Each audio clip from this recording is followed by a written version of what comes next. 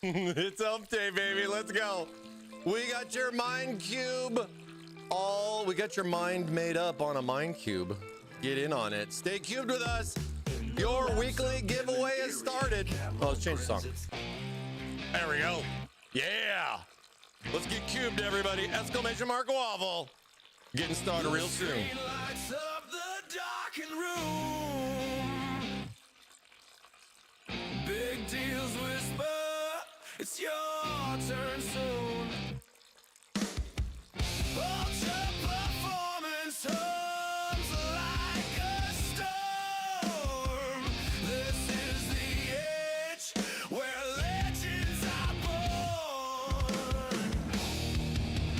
Waffles in the air, but there's more to claim. Streams are running wild, calling your name. View to victory, the battle's begun. You could be the one, yeah. You could be the one. It's our gamer days. The prize is the fight. Watch the streams. Feel the light.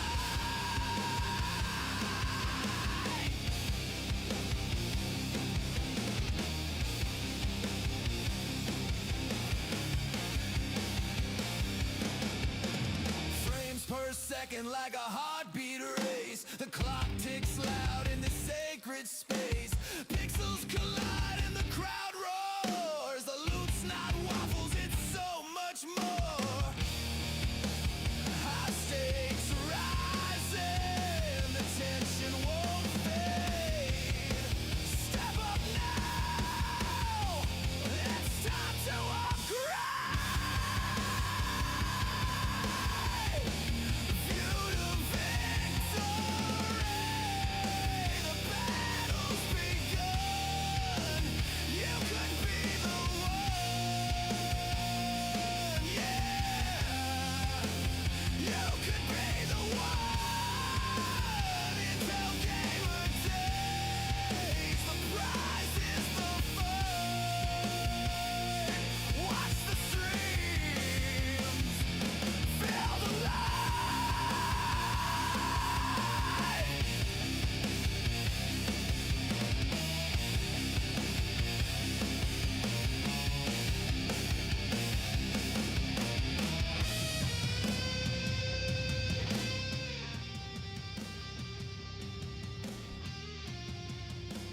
Yo, what's good, everybody? Welcome to another beautiful Wednesday. Hope everybody's doing good. Happy hump day. Happy day of humps. How's everybody humping today? Whoops, phrasing. Let's get all cubed up instead. How about that? Dude, utter calamity coming in with the 95 stream streak, my friend. You are an amazing moo-moo, let me tell you. Thank you, man. Appreciate all the love, man. That means so much to me. More than subs, more than anything. That's a huge achievement, bro. Thank you so much, man. Hope you are enjoying it. Close to 100. That's pretty crazy to think about. That's pretty crazy to think about. There's 52 weeks in a year. And, you know, like 104 is not too far away, if you feel me, dog. It's pretty wild out there. Oh, man. How's everybody doing today? Nice little Wednesday here. We've had some rain in the forecast earlier this week. We got some more coming, but yeah, it's nice to have some rain here in California. You know, doesn't happen too often, if you feel me. You know what I'm saying? You know what I'm saying? Oh, I gotta take the spooky ones out of there. It's okay. It's okay. Waffle man! Let's go, Alpha. Appreciate it. Golden crispy. That's right. Yes. Exclamation mark Waffle for your chance to win I got a special announcement later on towards the waffle, so stay cubed for all of that fun. Plus, we have more coming up later on during the stream. Stay cubed. Stay cubed. Devin's Tech coming in with a hydrate. Appreciate you, my friend. Thank you so much. You're drinking the wrong water. Oh man, it just makes me think about when I made waffles on the stream. I'm so glad that I can say this now. I'm so glad I can say this now. H2O, Gatorade. Oh, dude, how is everybody doing? Good to see you. Good to see you. Yes. So today we are going to be talking all about MINECUBE. We launched our MINECUBE AIO 360 last week, now in stock on ThermaltakeUSA.com. Of course, it's going to be going out to e-tailers and everything, hopefully before Black Friday, but I'm not too sure. We'll have to wait and see, but they are going out as fast as possible. So stay cubed with us on your cube if you're looking at it. I know a couple of you guys got in on that early bird discount last week. I saw somebody already mentioning that they got cubed up already and their shipment has already arrived. That is amazing. And it's such a perfect Get your time for MINECUBE you. while supplies last. That's right. While supplies last. Hopefully we have some supplies last. You know what I mean? But yeah, it's pretty crazy. If you're looking to purchase a MINECUBE, want to know what it's all about, today we're going to be covering a software overview of the MINECUBE, how it works in your system, and what cool features you can get by getting cubed up with Thermaltake.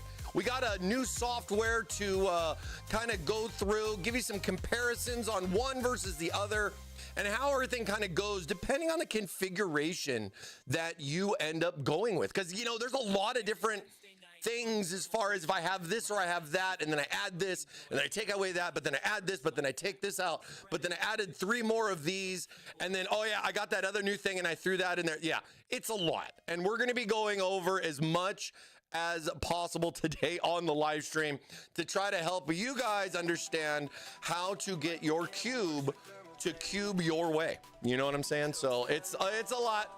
It's a lot. We also have some fun stuff in store with our View 290 build. We got some gameplay going on and some other fun stuff. So yeah, AI, dude, I've been having so much fun doing cool little AI, just videos, animations, pictures, you name it. You can slap that on the cube, and we're going to be talking about that today here on the stream. So hopefully everything works. Hopefully everything's good. I'll try to keep you guys updated with the latest, where to get it, what's going on, what we got going on next, so that way you guys are informed. Because, hey, that's what we are all about here at Thermaltake Live. That's what we're all about.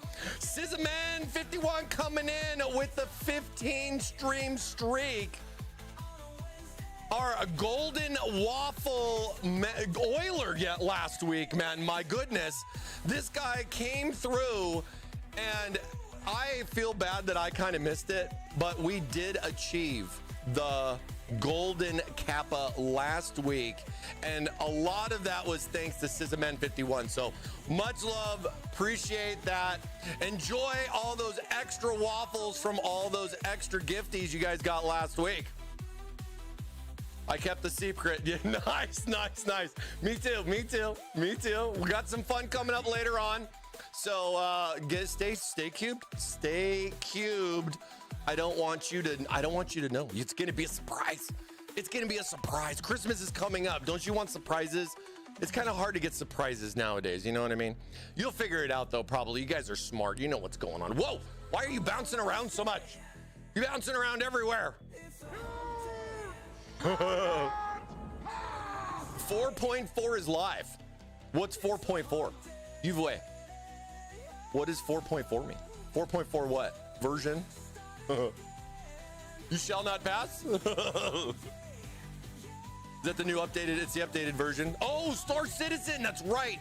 It's either, I thought it was tomorrow. NYX is here. Nice. What's that? Thank you, Mamba. Wednesday.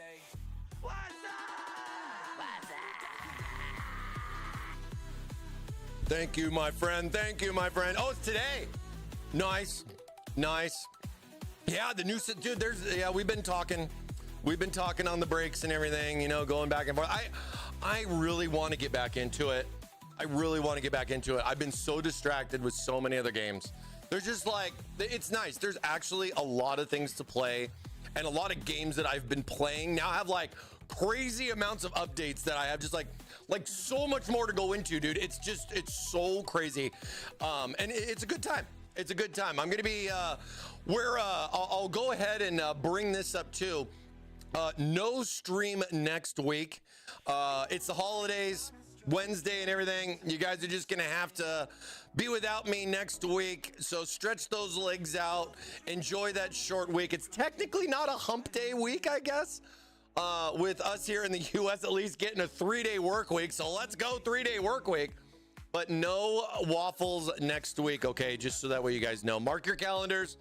I'll put the little vacation thing up and everything like that. Yeah. So enjoy your sad cube. Oh my God. So enjoy those turkeys next week, dude. Go have fun with the family. Remember that you know, that relative, it might not be so bad. You know what I mean? Go hang out with them. You know, do it for mom. You know what I mean? Do it for mom. Go enjoy your time with your family, you guys, and everything. Be safe too out there. A lot of crazy stuff. We getting a new Monday TT gaming stream, dude. I wish. We've talked a lot about like streaming on different days on top of Wednesday and like doing some other stuff, but you know, I got other fun little jobs here at Thermaltake. Man, like what is it? It's today's the 19th. We're going to be in Vegas for CES the first week of January, and it is right around the corner. I have got so much stuff that I got to do. Oh man, I'm excited though. I mean, talking to media, getting some peeps in, show them some cubes, show them some other stuff. A lot of new stuff is where I'm at, and I think you guys are really going to be interested in some of the new things that I've already kind of peeped. I kind of peeped a couple of new things already. Definitely looking pretty good. Some fresh stuff for you guys for 2026 is right around the corner. So yeah, we got that going on. And then, yeah, December. Dude, December's literally going to be coming up. And we got some fun stuff in store for you guys for December. So don't go anywhere with next week off, all right? Come back. I think it's going to be the 3rd. December 3rd is going to be our first December Wednesday. Yep. December 3rd, baby. We're going to have a pretty cool stream. So be there or be square or cubed. Oh, binge eating pie to make up for lost waffles. There you go. You know, have an extra big breakfast next Wednesday. You know what I mean? And of course, you guys get in on those weekly waffles. If you don't know how it goes, well, watch everybody else. Exclamation mark waffle for your chance to win. Remember, you do have to be here. We don't like to do re-rolls, but you do have to be present in order to win. That's our way to fight the bots a little bit, if you know what I'm saying. But to do it, you've way coming in with a 3-stream streak, by the way. Thank you so much, man. Appreciate it. See, you guys are waffling away already. All right. Oh, hey, that's you. Hey, you like waffles? Well, let's jump around here a little bit here, a little bit there. X-Sun coming in. He's jumping in with his prime for 13 months. Let's go. Enjoy those waffles, baby. Enjoy those waffles. Get in on it. Oh, yeah. We got a lot going on. So if you guys missed last week's stream, feel free to check it out. The VODs are up on both YouTube and over on Twitch. We did a breakdown of the hardware side of the MINECUBE. Hold on one sec. It's going a little hard right there for mine, but you know, I'm getting all cubed up.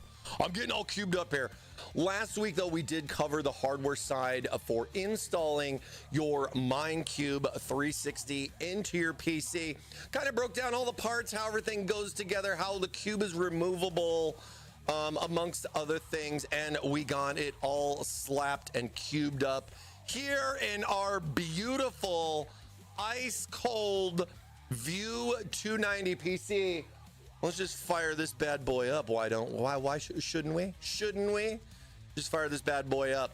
Now, this is a pretty interesting system, and one of the reasons why I went with this one was because it does have a mix and a match of both Thermaltake TT RGB 3.0 products, because it has SWA fan controller fans, meaning RGB, not ARGB. But then at the same time, I also have MSI's center installed for the ARGB fans, as well as the MINECUBE. So definitely trying to show you guys multiple softwares, functionalities, and all the other things in between to try to get your cube all set up for you if you do decide to dive in and get iced up with us here at Thermaltake. We got a lot of fun stuff in store to talk about, a lot of new features, a lot of settings and details, really detailed things, more than I have ever seen us do with any other product. So we got a lot of that to talk about. But yeah, if you guys would like to see the hardware installation, we did that last week. This week we're focusing on the software side of things with our MINECUBE, and yeah, it is here, and we are excited. I mean, we got more stuff coming just around the corner too. It's crazy, all the stuff that we got coming in for cooling, as well as others. I mean, I'm not sure. I mean, this should be hitting stores for Christmas, but we do have some other things coming in towards the end of the year. And then, yeah, just look forward to what we got going on for 2026. Lot of stuff. Man, I washed this mouse pad after our wonderful coolant experiments, and it's nice and clean, but I've gotten some bubbles here and a couple of areas. I think the sriracha may have embedded itself a little bit into the mouse pad, so I'm just gonna have to be a little more cautious with it and everything like that. I don't think an RMA is gonna be an option for me. I think a sriracha would be considered physical damage. Yeah, sadly. I mean, you could throw in Guinness beer there at the same time, amongst other things that, even though I know I've washed it as best that I possibly can, the remnants are probably still there from all this stuff. Some popcorn oil might have done something, you know what I mean? Just the same. I can see a D&D build with a Delicious Cube Ice. Dude, that is one of the things that I've really been having a lot of fun with. And it's like, it's not about Google searching your favorite GIF or trying to find a video or whatever it is, but being able to almost create just about anything that you would like, and being able to like make it more custom, add in something funny, or just be able to have like your own little thing with it. I mean, it's your cube, your way. And us here at Thermaltake, we are definitely trying to show you guys all of the possibilities with this. I mean, it's got 4 screens. You get 4 different angles. I mean, there's just so many things to talk about with this, from the orientation of how you install the box to going forward with what you can do then there with the software, because you have a lot of different options with this. It allows you to have a very interesting view from different angles. A lot of this will depend on which way you want to face your cube. And one of the things that I guess from doing all the different builds and everything from AMD to Intel, there's always been the thing with AMD where, like, with coolers and stuff, I can only go either one way or the other. Intel's always given me like those options, but the way the MINECUBE is built in and the way that the pump is separate from the screen more or less opens the box to options for you to be able to rotate it any way you would like to fit your configuration. Because, I mean, CPUs are going to go into a standard case like this.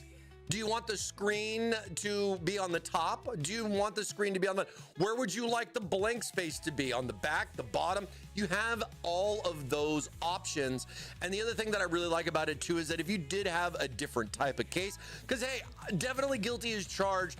Us here at Thermaltake, we've done a variety of different case layouts, including like landscape options where it's more or less a horizontal versus vertical motherboard layout, amongst other things that we've done over the years. Your cube will go any way that you would like it to go, and definitely add some nice little options there for you. With just nice little variety of things. And then the monitoring, the options that you can add in on the screen over the top, from a simple text message to just throwing out some real-time monitoring stats for your PC, and being able to separate it by screen or combine it all into just one. You will be able to see and unlock all the potential that your cube has to offer with our new TT MINECUBE software. So I'll be talking about that, getting that going. We getting our PC fired up here today. We'll be using this throughout. I got to set everything else up and get everything all reconnected, but yeah, just showing you that glorious thing. And I did a fun little ice cube type little design on here. I'm still working on some other things that I've been kind of creative. I've done like rotating ice cubes. I've done, this one's got like the little ice cube smoke coming off of it and everything. Let me see if I can bring it so you can see this more like up close, like what it looks like for real, you know, IRL. Before you guys see, we go into like the software and all that other fun stuff. Let's see, get that in there. So there we go. I did all this with Sora 2, and with that, I basically just kind of set the cube up on all the different sides, but you can kind of see how it's just got little ice smoke, you know, just coming off there. So it is an actual MP4 video that is in here, and you're gonna see all of the fun options that come along with this. But boy, that blue looks good, man. Wow. Wow, wow, wow, wow. All that blue's looking good, man. All of that is looking good. Your cube, your way. Well, that's what we're trying. That's what we are trying to go with here. Oh, okay. Okay, here we go. Wow. So some technical specs here on the MINECUBE. As far as, you know, a couple people may want to, you know, like, hey man, what's, you know, cool screen and all. I get it. But what's that? What can I do with that screen, right? What is my screen possibilities? Well, let me show you. So, oh, you know what? Let's start here. Let's start fresh, so that way you guys know what's going on here. All right. So, MINECUBE 360 Ultra is now in stock here at Thermaltake USA. If you guys are watching outside the country, I mean, I'm pretty sure it's going to be showing up very soon all over the place. I mean, you know, of course, it's up on our global website as well, amongst others. If you guys want to take a look at that, we do have a store integrated into our website at Thermaltake USA, so you can actually buy it directly from us if you would like. So there is, you know, you got some options there for that. Did my thing freeze? Oh, there it goes. But yeah, our new MINECUBE 360 offers a variety of options and configurations for each of your 4 720 by 720p resolution screens. This is a 24-bit color depth screen on it. It runs at 60 FPS, so you get some nice, smooth quality video playback on any of your 4 screens. It's got some really neat sync features, as well as being able to have stuff done separately. So like, you know, a lot of stuff like that I've played around with on mine, where I got my little Waffle dude, and I have him on all 4 corners of my cube box right here. But one of the things is that when you go in and you have it set there in place, you may be looking at the actual cube and see that one screen might be off from the other. So you have a very simple sync button right here that resets all 4 screens to start at the exact same time. So if you want that copied animation on all 4 boxes and you want them all doing the same thing at the same time, that sync feature is for you. And I think it's a nice little touch because stuff like that, or I would want to kind of play around and, you know, do those things. The last thing I would want to do is try to deal with when to start it to get the sync just right, if you know what I mean. It's a critical button to have when you have multiple screens. Now, I mean, granted, you know, a lot of coolers that are out there are single screen only, so a lot of them don't really necessarily experience too much of this, but I'm definitely sure we're gonna see more and more screens as we go into 2026. But I'm definitely happy to see what we have got here front and center from us at Thermaltake. So a lot of fun little features with this, and the ability to change it around. Let me try that. I think it's like a 300 nit screen on it. Again, 24-bit color depth with the screen, 720 by 720p resolution, 60 hertz. Trying to think if I missed anything else on the screen. Oh, they're IPS LCD screens as well. So all four of them are all IPS LCD screens. And then with the actual hardware inside, it does support 4 separate ICs for all 4 of the screens. So we had some discussions with that beforehand about it being like a single IC, but it looks like it went to a 4 IC thing. So just clearing that up, because that was more or less the concept idea that I had initially back in summertime. And now we are here with the actual product, and these are the actual specifications. So I just, you know, give you guys a little bit of the technical on it. You know, it's definitely something important to be able to try to get this all to work. And that is why I believe the new TT LCD screen software takes a nice advantage of that. But then there's more to come with TT RGB Plus 3.0. So I'll try to break all this down and explain everything. But let's first jump in to how do I get the latest MINECUBE software? Where can I get it? What do I got to do to get it installed? All right. Is there any secure boot features that need to be enabled? No, there might not be, but you might get that pop-up that's going to tell you that what you're trying to install could be dangerous. So you can see that just clicking the more info and just run anyways.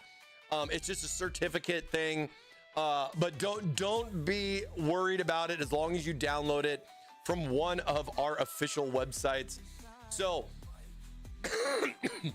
here's the breakdown. Here's the breakdown as far as right now goes. We have updates that are coming out pretty constantly. We are updating our website as much as we are updating the other website at the same time. Your ad is about to start. No, it's not. No. Hold on, let me snooze that real quick. There we go. No ads, man. Come on, man. I don't want no ads. But like, okay, so you want to download the software. We just got our MINECUBE. One thing is you can go to thermaltakeusa.com and you come over here to our support section and click on software downloads. This is going to bring you to our drivers and software programs that you can download.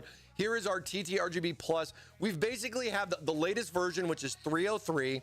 Then we also have the previous version, which was 302, because we always usually keep at least one redundant one. But one of the new features with 303 is it added AI Forge for MagFlow Ultra. Now, AI Forge is an integrated API feature in 3.0 that allows you to use an API as long as you have it set up with open.ai to be able to create AI images directly into the software. Now, of course, you can also do this through your favorite AI image generating software. If you're using Gemini, you're using Sora 2, you're using just ChatGPT 5, or whatever you're using, all that stuff works just the same because it supports all the different file formats. We'll get to that later. And then, of course, with a 3.0, there is a new section here. This one, let me make it a little bit bigger. Is our TT LCD screen software. We have a new badge here for this one. This is the new software for the MINECUBE, and you can see right here the support list, just the MINECUBE. So this is only for the MINECUBE, but I'm going to also give you a little added bonus.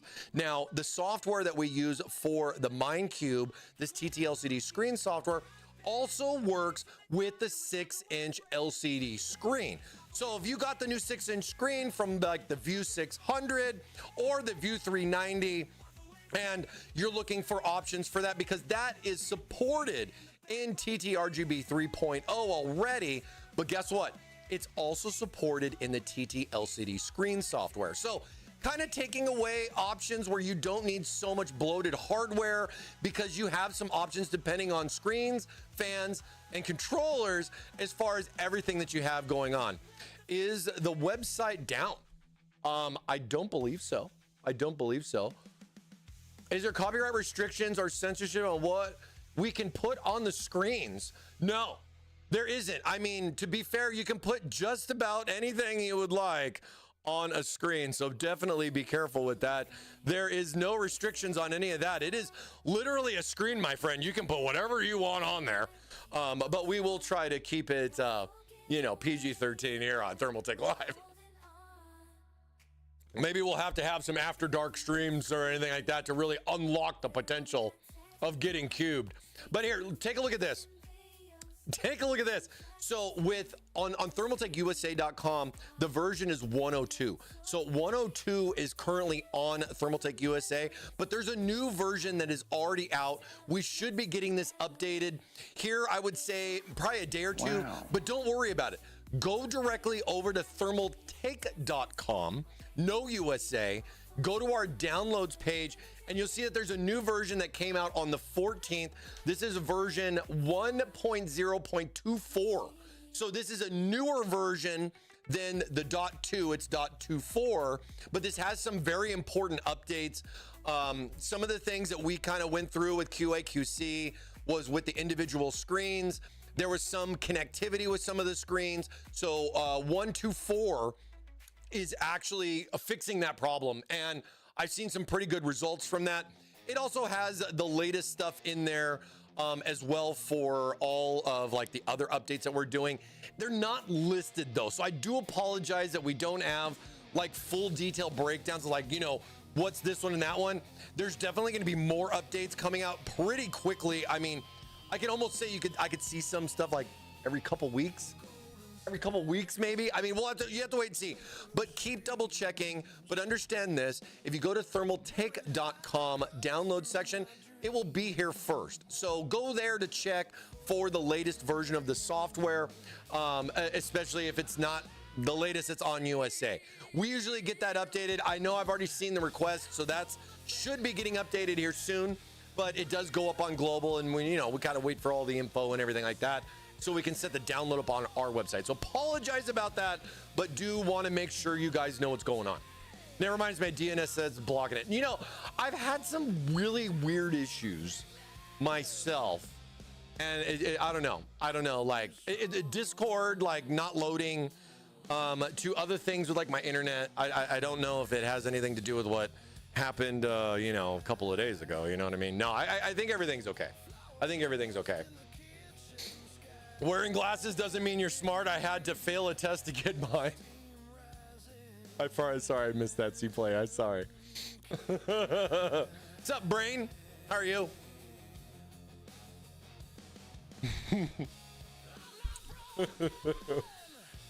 But yeah, if you want to look for the latest, 1.0.24 is on our global site, and you can download that directly right here, as well as TTRGB Plus software. So it's in a couple of different places. Feel free to look, but that's what it is. We should be getting some more because 304 is actually up here for TTRGB Plus 3.0 as well. So we're usually about a version behind. These both updated on the same date, which was the 14th. And it takes a couple of days for all that programming and all that stuff to get it all set up, but you can go here and get it today. So just so you know, and it's all free, guys. This is all free DLCs. There's no package. There's no Thermaltake currency that you got to convert from real money. We're giving this all to you guys for free. All the updates will be free. Everything's free except the product, okay? We're doing our best. We're doing our best. Got lost and I'm stuck in this stream. Good. Good. Get stuck in some syrup, Brain. Maybe a little sticky brain might help you out there, buddy. Nerding around. Oh. But yeah, hey, go here, download the software. Once you have the software downloaded, of course, then you just extract the compressed file, double click, go through the installation and everything. You can also go here on the settings page and you can verify your version. I have version 1.0.24. That's currently the latest. And then, you know, kind of just going a little bit over like the settings side and everything as far as what you get. So there is a language option. There's a variety of different languages in here. This would be where you would go to set that so that you can change the language with the software. You do have the options to change the temperature from Celsius to Fahrenheit. If that is something that you would like to do, that is your choice, of course. It's your temperature, your way. I do prefer Celsius though when it comes to PCs. And then of course, you know, your startup, you know, on and off, just real simple. You want it to load with Windows, boom, bam, there you go. And then of course, you know, you have that thing like the task manager. You know, you can come in here, you can kind of double check and, you know, see where all your fun stuff is and be like, oh, okay, you know, it doesn't even show up. So it's not going to show up in there. It's only going to be here. Okay. So just make sure that that is set to on and the software should auto load with Windows. All right. Now, kind of jumping into a little bit of the overview, because again, this is a separate software than TTRGB 3.0. And just to let you guys know, I'm running 3.0 at the same time. So I can run both of these programs simultaneously if I needed to.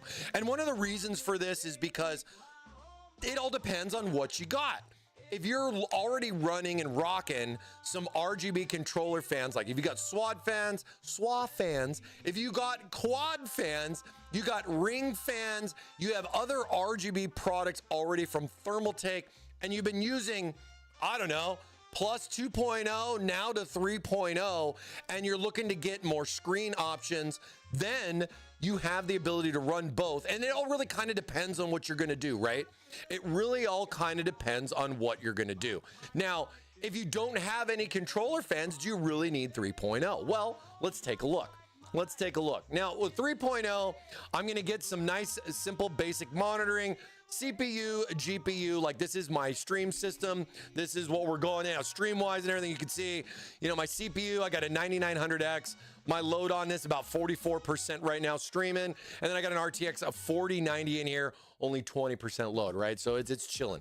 It's chilling. We're doing good, 6448 on the temperatures. Not too bad. Pretty standard for that, but I don't have any RGB fans. I'm running tough fans in the build, so no RGB, no flashy. We're just going straight business and performance and silence with our build. So I got the tough fans in. They don't have RGB.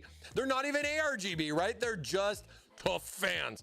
But with those, I don't have any particular fans plugged into the system. So it's like, oh, well, do I really need the 3.0 software? Well, that really all kind of depends on other things that you might have. Now, if you're running Thermaltake memory, the TTLCD screen software is not going to be able to do anything with your memory. It's a screen only type of software. But the one caveat to this is that if you're getting the MINECUBE AIO, and because it comes with ARGB fans, you don't necessarily need the 3.0, even if you have the tough RAM in there with the RGB for your memory, because you can just have the memory be taken over by your motherboard software, because that's what your fans are going to use for the color. And then of course, you know, PWM connection, you know, to your BIOS or your motherboard software to control and set your fan speeds and fan curves. So all that stuff can be done with your motherboard software and the TTLCD screen software, if that is your option, depending on what you buy. Now, of course, you know, if you have like a level 20 desk or some other components like headsets, mouse, and keyboards, you know, those things can we can at be least done. use Neon Maker profiles on RGB 3.0, or was its features added into it? No, not yet, actually. Neon Maker is on, like, I guess a pending list right now. I haven't seen a particular update with that. It also goes in to effect with not just Neon Maker, because Neon Maker is its own separate software, right? It's the DJ version of RGB. I'm not sure if and when it's going to get implemented into 3.0. We've definitely talked about it. Same with some of the other stuff that we have out there, like, you know, there's the phone app that you have. This is, you know, the oh my gosh, what's it called? I have it right in here. Where is the TT Play link? So like TT Playlink, for example, supports 2.0 with like 219, but TT Playlink hasn't been implemented yet with 3.0. Trust me, guys, we've been really busy with a lot of the screens. It's stuff that we're talking about, but at the same time, no RGB equals bad temp. You know, you're not wrong. You're not wrong. I thought that was going to happen. It's not that it's not going to happen. It's just, it's like it's on the list amongst a lot of the other things. I mean, if you can understand, we just launched MagFlow not even that long ago. We have MINECUBE today. We also have the V3 AIOs coming next. We also have MagCurve coming at the same time. So a lot of the focus is right now is on the screens. I think a lot of that stuff's going to get circled around back, and then we're going to be diving into some of those other options with it. So, but yeah, a solid question. And yeah, we've definitely been asking ourselves, because you know, people are going to ask me too, like, hey, so can I do this with the new version where I could do it with the old version? We'll see.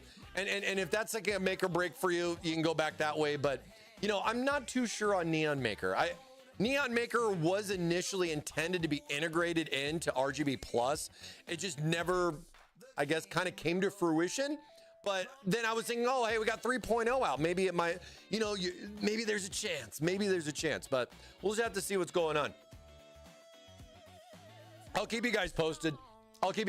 Another thing, too, is we've also added in recently a new feature called AI Forge. Like I was talking about with the AI integration. Those types of features are going to be coming soon to a lot of the newer products. Once the product's out and we have, you know, the initialization and all the feature sets there for those new products, like I was saying, like with MagCurve or the THV3 Ultra series, once a lot of those things come in, AI Forge stuff is planned then to be thrown into this, including MINECUBE. So a lot of stuff to kind of come down the road, you know. It's season 1 here at Thermaltake RGB Software Land. All right, so just hang with us. We'll definitely try to do better than Diablo when it comes to seasons, but you can rate me on that in the future. We'll see where we get to, right?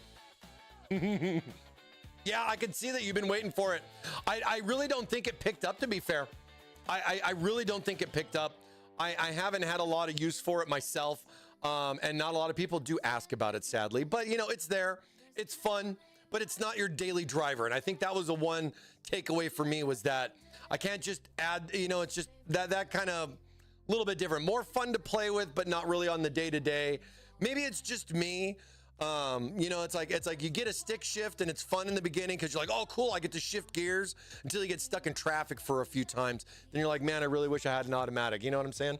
But there's a lot of different things there with that. I don't really want to go too much into it, but it is definitely stuff that is on the list, and we'll just have to wait and see when and how it's going to get implemented, you know? The other thing, too, to consider is, like, with this current system, I do still have MagFlow Ultra in here. And MagFlow Ultra, MagFlow Ultra is not supported with the TT LCD screen. So keep that in mind, too, because MagFlow Ultra comes with a screen with ARGB fans just the same as the MINECUBE, but MagFlow Ultra only works on 3.0. Kind of give it a little bit of like a, I guess you would say, like a line drawn, where you got MagFlow, and that was 3.0, and then everything forward that's a screen is going to be TT LCD screen software for now. We've also been talking about as well, I mean, just so much stuff, right?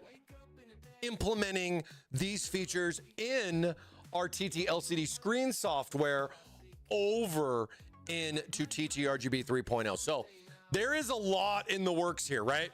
We are looking to be able to get a lot of this stuff established in TT LCD screen software, and then we're going to be adding it over into 3.0, so you just kind of get the all-in-one, because it is something we're thinking about, because we understand it's another software, right? And I mean, you know, with all this stuff going on, I mean, just let me say, I pop up my task manager right here. Not really using too much. Let's see. Oh, that's Google Chrome. But here's like TTRGB plus 2% CPU usage. My screen's about 5. So it's not really pulling a lot, but it can. Screens do pull a little bit more when it comes to, you know, like the different integrations, video playback, and stuff like that as far as usage goes from just a standard photo. But I think with your guys' CPUs and cores that you have nowadays, most people should be just fine. Most people should be just fine. But yeah, keep us posted. I mean, doors always open here for me. Join our Discord. If you have a particular question, of course, reach out to our customer service. Sometimes it might be a little difficult to find the right customer service for the US, but we do have a dedicated one for the US. My favorite code is falling apart and now I'm going to have to throw it out. Or so it seems. Yeah, you know, those seams can be getting really unsewn sometimes. Thank you, C-Play. I appreciate you, man.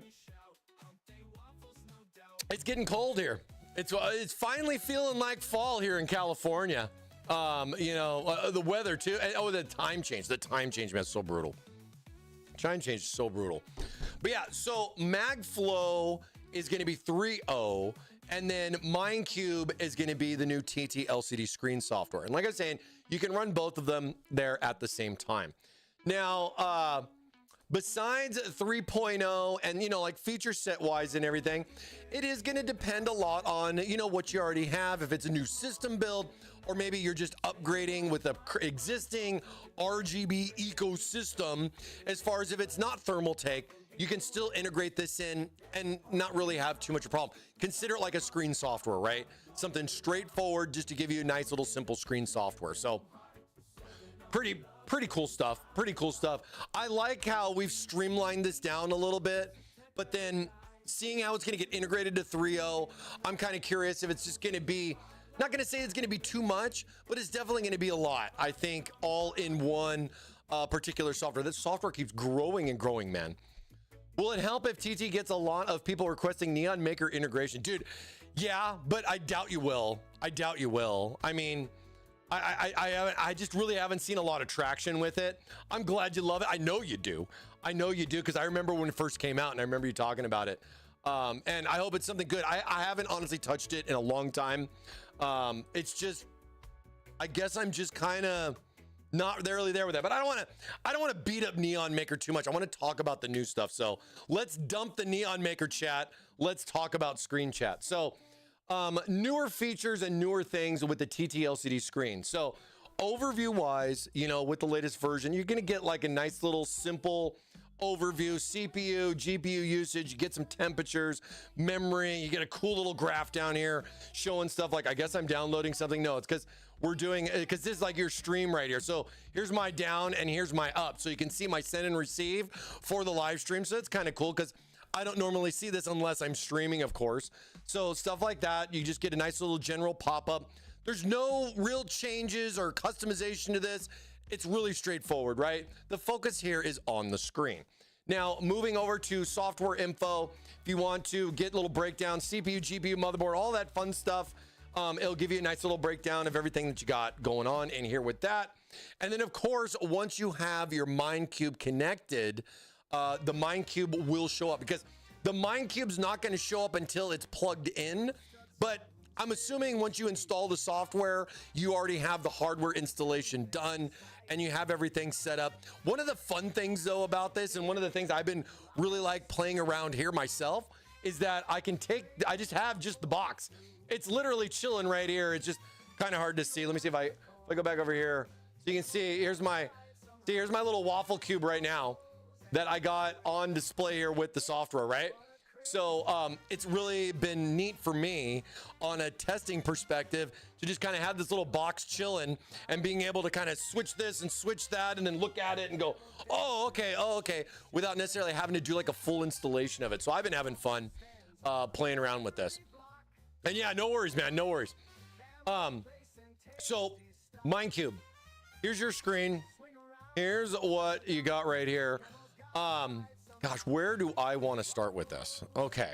Give me a second. Let me think about this. How do we want to start this? Okay.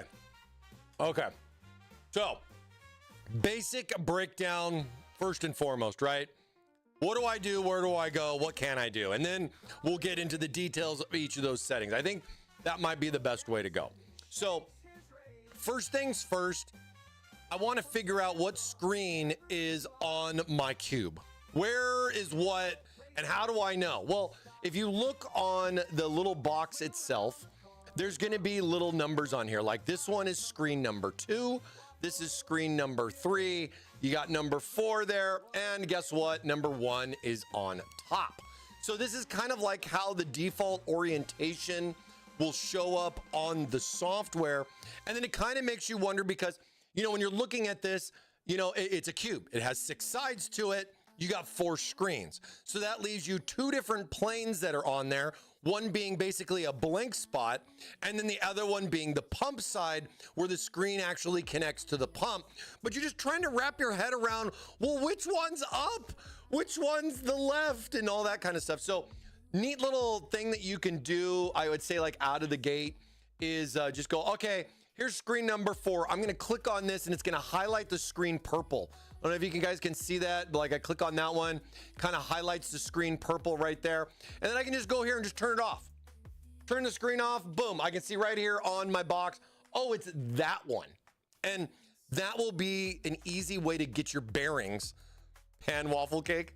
That will be an easy way to get your bearings as far as what screen is what. And then of course you can just turn it right back on and you go, okay, in the orientation I have it in on my PC with the way I put my cube on. Because if you can understand, everybody could be different. A lot of people are more or less going to be the same with a common config, which I think most people will do. But then there could always be some variances there. And it's really personal preference, right? The only thing that you really can't do is change the part where it plugs into the pump, if you feel me, you know what I mean? But you do have that one blank side that you can decide where you want that to be. If you want it on the top, you want it on the bottom, you want it on the back, but you probably don't want it on the front. You know what I'm saying? Or as far as getting that nice, getting that glorious front view there of some nice ice cubes, if you know what I'm saying. So being able to kind of go through here and click on these and go, oh, okay, so this one's this one. All right, so that's like the one in the front. So then that means the one up here's the one on top, and then I got left and right. So just a simple, easy way to get your bearings on what's going on with what screen. Now, you want to play around the screens and you want to mess around with some of the stuff. There's 2 major modes that you can use. Now, the first mode is called unified display, or a 1x unified display. You click the little drop down, there is a 4x satellite display option. Now, when you think about this, I kind of confuses me sometimes because I think 4 means 1 and 1 means 4, and I can kind of get mixed up. But think unified means all screens. So hopefully that makes it clear that when you're in the unified section, you're going to be changing to a preset configuration that is set up in here. Like for example, I can click on the AI Minecraft option, and then that's going to pop up TT Girl on my cube box right here. And that's going to be something that I have in here to set. Now, one of the neat things about this is that depending on the orientation that you have it in, you can rotate said screens to be able to get the correct orientation as far as which way the screen is facing and everything. But it also does kind of expand out to show you the full picture because this is considered a scene. Hi, I just got here. Is the MINECUBE going to be good cooling for my 9800X3D? Well, the TDP on it is 360 watts, I believe is what the TDP, let me just double check on that. We got that in here. Because usually AIOs don't list like a TDP. I would say it's definitely going to be perfectly fine for AMD with what it's got. Let's see, do we list the actual TDP on here? Because usually with AIOs, I don't think so. But all your socket types and everything, so that's no problem. Yeah, but AIOs usually, it does a good bit. I wouldn't say it would be too much of a problem. Even for a beast like a 9800X3D, I have an Intel, I think 14900K over on this build. I'll have to hook it up to take a look at it and everything, but we'll be doing some gameplay on it later to give you just a little bit of an understanding. But hey, one thing that I really like in here too, to kind of talk, let me switch back over here. Since you're talking about temps and everything, one thing that we wanted to do to try to help keep things cool, if you can understand, besides just your cold plate. Let me get through the fans and all the fun little features here, because you do have a nice copper cold plate here. You know, it's all pre-filled. You don't have to refill it, stuff like that, like your most AIOs you see out in the market and everything. But one thing that we did do here is we have a VRM fan built in on the inside. Now this works as far as basically pulling air from the top down, and it kind of goes down and around the pump, if that makes sense. Kind of gives a little bit of airflow down through the VRMs, because you do have like a big box there on the top, but it also works as a secondary feature too for helping keep the screens cool. Now the screens don't get hot, but I would definitely say over time they do get a little warm, and the VRM fan does help with that management for both the screens as well as with it. And when you look at like this part of the cooler, there's a ventilation right here, and that's the main side as far as where that goes down. So one thing to consider when using the MINECUBE and where you end up mounting it, depending on your tubes, for example, you might want to consider where the VRM vent is, because most VRMs are going to be on left side and top side. It kind of goes over all, but I would say that's kind of like your main vent, if that makes any sense, to get the best optimal cooling performance out of there. I got to do some more. I want to do tests with it completely unplugged as well as plugged in, but I haven't gotten around to do that just yet. But like just kind of seeing like the differences, you know, with and without the VRM, because I guess technically it's optional, but I don't see why you wouldn't. You know what I mean? Not sure has been asked, but will there be a 420 millimeter coming out soon, or is the 360 the max? I would definitely say the 360 is not the max.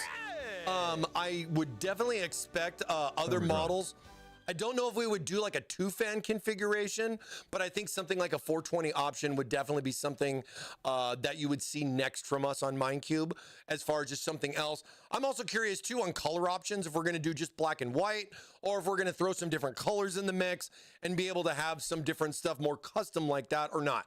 So we'll have to kind of see. And you know, thinking about it with my thermal brain, because the SWA fans only come in black and white, I'm not necessarily sure, because I don't think they'd switch to CT fans for the color options with that, but I guess we'll just have to wait and see.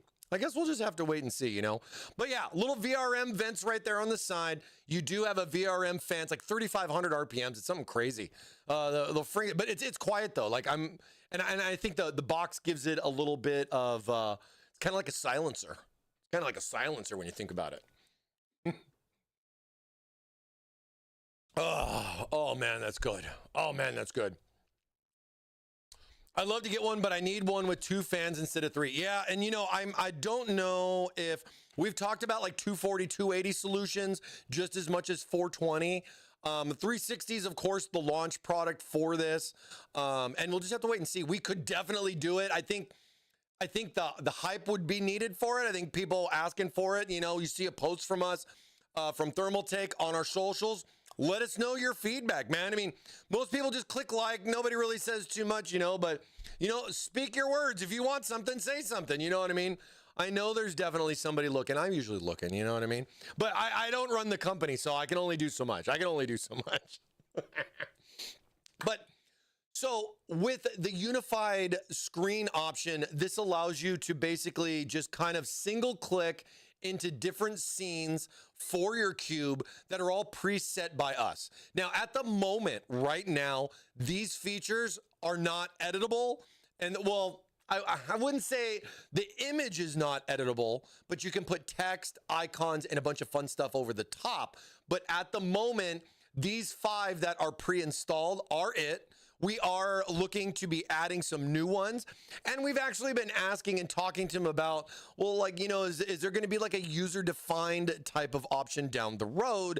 And, you know, with a lot of that, I didn't necessarily get a yes or a no just yet, if that makes sense, but we'll just have to wait and see how it goes, right?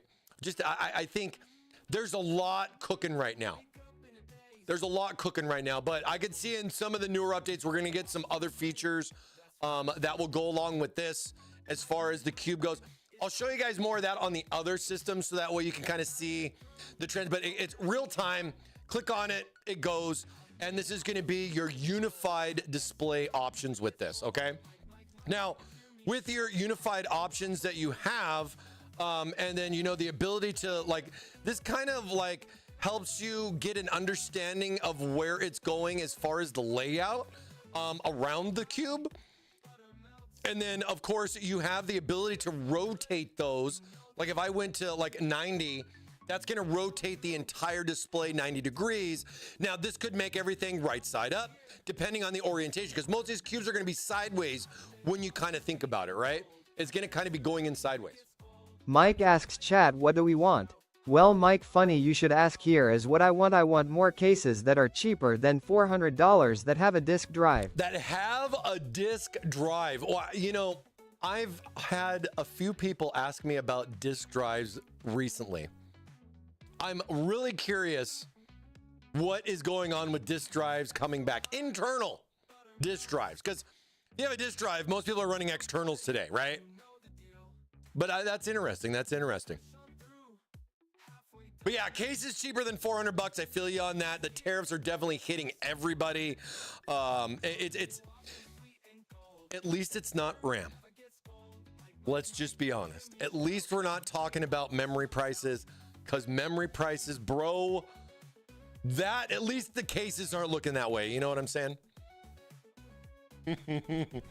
Disk drives have been dead. Well, they've been dead, but then they're still alive.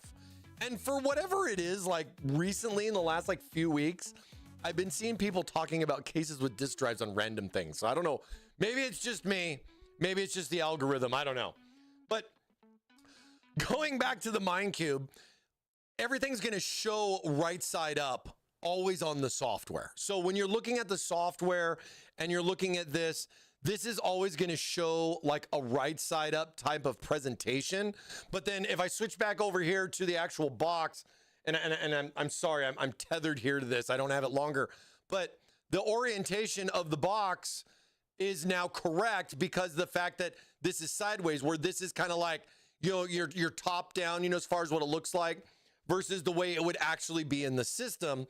So it was one thing that we kind of brought up going like, well, why is that layout the default?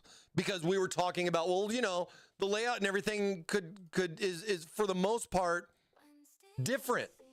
It's not everybody's going to have it where it's like in the palm of your hands facing upwards, right?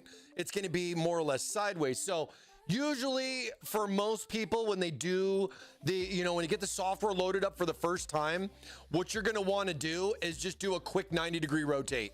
That should more or less correct everything so that you're kind of getting stuff more or less set up the right way. I mean, you can play around with it. It has a variety of options to be able to kind of do just whatever you want, up to 270 degrees. But yeah, you can feel free to rotate that and kind of just get it set up the way you want, because it can be, if it's just upside down, we'd be like, why? Why would it be here, right? So you have to have that correction with screens because you don't know what the orientation is going to end up to be, because there's multiple ways it can go. So that kind of breaks down a good bit as far as what the unified display is going to give you at this moment. There are other things that are going to be coming, okay? This is as of today with version 1.024. So we have this all set up right here. And I mean, it works. It does its thing. You get the little box options and everything. 60% of the time, it works every time. He's not wrong. He's not wrong. But one thing to consider is when you're dealing with the unified display, what I did right there with the 90 degrees, just going like this and doing the, well, let me bring this back to the 90 degrees. You know what this did? It only rotated the one screen. It only rotated the astronaut right here because this was the only thing that was selected. So when I did this, only that part actually rotated where everything else stayed the same. So here's a little trick to this. Go back to 0. Don't do that. All right? Don't you do that. But instead, click the button up here that it says apply to all screens. But understand that when you click this, you're not clicking this to do it. You're turning the feature on and off. Does that make sense? I'm not going to click this again. I have it turned on now, like a light switch. So now that it's on, everything's going to do whatever I do. Okay. So now when I go here and I rotate 90, it's going to rotate all 4 screens 90 degrees, not just the one screen. So let me help you with that so you don't get freaked out. Now, when I'm looking at my box that I have right here and how everything's kind of set up, I'm also going to run into a possibility where, hey, guess what day let's it is? go. Huh? Appreciate Anybody? ya. Julie. Thanks for the Guess follow. what day it is? Oh, come on. I know you can hear me. Mike, So Mike, Mike, one Mike. other What day is it, thing, Mike? dude, this is gonna get deep, guys. Like, I'm barely scratching the surface here, right? I don't even. I hope we can talk about all of this and get this all done. So now that I have this layout, gosh, let's see if I can swing this around. Hold on. Let me see what I can do here. Let me bring this in. I want you to see. I want to see if you can see this. Give me a second. I'm gonna hit myself in the face with this camera. Ugh.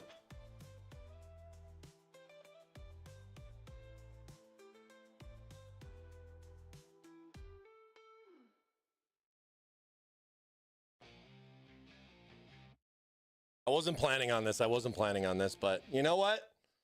I'm thinking of you guys. But let me see if I get. Oh, that way you can just give you a shot on my desk here. Whoop. Oh, there we go. All right. So see how on the cube, so here's the side, right, where the pump goes in, right? There's my blank side there. So if I have this, where this is CPU, it's plugged in like that, right? I got the little spaceman on the front, but then as you see, the little orb goes across the top and then comes across here, right? So they're mixed matched right now. Does that make sense? Like that they're mixed matched.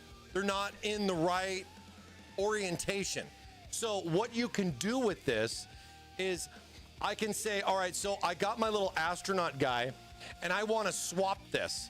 So I'm going to click these 2 boxes and I'm going to click swap, and it's going to move the boxes over, changing the orientation of how the 4-screen layout is displayed on the cube.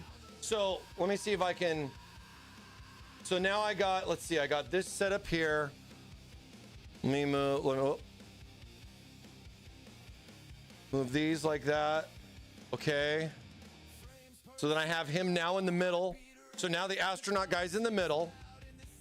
Okay. And then I got 4 and 3. 4 and 3. Whoops. 2 and 3. Okay, now I got that one set right there. All right. And then now, because see, look, I'm still looking at the cube as far as the way that is, but I'm talking about the physical cube as far as what you see IRL. I'm going to turn off the apply to all screens. We're going to click on the astronaut guy. And I'm going to set this one to like a 180. There we go. And then I need to go to this screen, and I need to 180 this screen as well. Wait. 270? 270. All right. So, oh yeah, I'm thirsty. I'm actually thirsty. Thank you. Somebody get some water, please.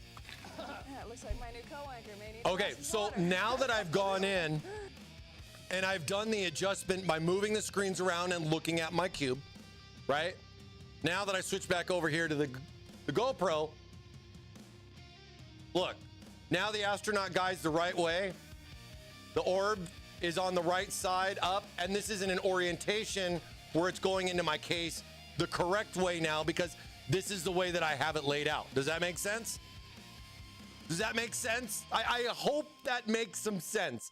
But you have the ability to not just rotate the screens, but reposition them by clicking 1 and 2 and then swapping them. So it might take a little bit of swapping to understand initially. Heck, I'm still trying to have a good understanding to be able to do a live stream to demonstrate it to you.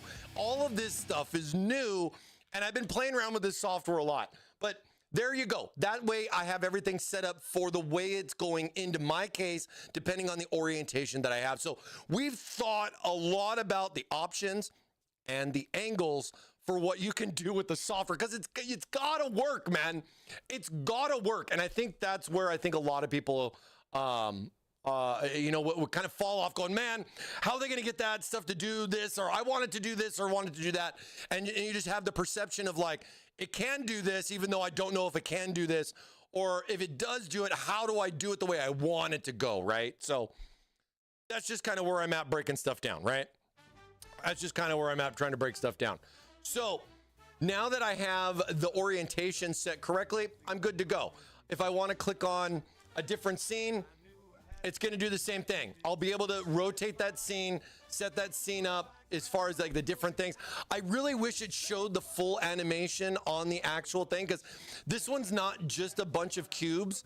It's actually got a full like video and everything with it, but you can't see it on the software. So I'll have to show you guys more about that later. I'll have to show you more about that later. But all right, so this is how unified display functionality works with the LCD screen options, okay? So like with these right here, I have the ability to click on them, but I don't have the ability to do anything else, right? And definitely looking to see some more options showing up down here, right? There's also a reconnect button as well. So if you do have a scenario, say like one of the first installations, you know, getting everything all set up and everything, or if like a screen drops out for whatever reason, you have a reconnect button. The reconnect button is going to basically drop the signal for all 4 of your screens, and it's going to more or less reset itself or reconnect all 4 of those screens back up. So once you have that, it'll kind of see, pops right back up, disconnected, now reconnected, and that should be able to be like something to reconnect itself versus you guys going, oh, I just unplug the power, plug it back in, or unplug the USB, plug it back in. We got a reconnect feature there for those purposes, right? So that's a good little breakdown of this as far as how the unified display works as of right now. A lot of stuff is coming. So, but I got to start somewhere, right? Got to start somewhere. So that's how a lot of this stuff goes. All right. Oh, and then we move on to the 4 satellite display options. Oh, man. Oh, man. It was really cool. I can see the borders in between the screens disappearing over the next couple of years and being really cool, seamless.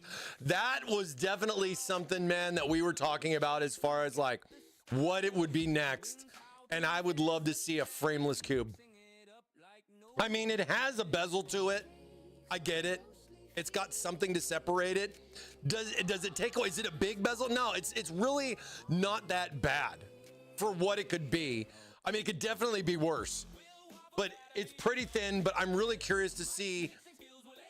Maybe we'll do more screens. I could see us doing 5. And I could definitely see like a seamless version. Kind of think about like how your monitors used to come when they had bigger borders, and then they came out with those new monitors that had the tiny bezel feature and everything. Ooh! I mean, I was excited about it. I mean, let's be honest, you know what I mean? Less gap, baby. But yeah, so a lot of fun stuff to come with this. I'm really excited. This is the beginning for us with it, but we'll have to see how everything kind of comes to fruition here as we go forward. All right. Okay. Waffle batter was definitely not the best. All right. Now, if you want to play around with the individual screens, you want to be able to do some stuff with that, you know, just, I want something to all be the same that I made, or I want different things in different places that I stole from the internet, that I made myself with AI, took a picture with my phone and then slapped it in there. You can do just about everything. You can do just about everything. We have, I believe in here, the official listing. Let's see. just make sure I get everything, if I cover all the cubes. Is Thermaltake doing any special events for the holiday season? Yes, we have something in the works, I guess you would say, for the holiday season. Stay cubed. Stay cubed. Let's see. So interface and everything like that. Okay, now it doesn't talk about it here in the specifications. Where do we give the little breakdown of this? Oh, you know what? Is it in the user manual? Maybe it's in here. There's actually a nice little user manual too that will give you more of like a full breakdown of like everything. Kind of showing you the different quadrants of your cubage and your cubic options here. You know, but there's a lot of stuff in here breaking up, showing you this is that, that is this, you know, all that kind of stuff. Granted, I know you're watching. Hopefully this is helping. Hopefully this is helping. Let me see if it talks about, okay, so when I get to satellite displays. There we go. This is what I was looking for. So right there, support file types. So we support GIF, JPEG, PNG, MP4, AVI, and movie.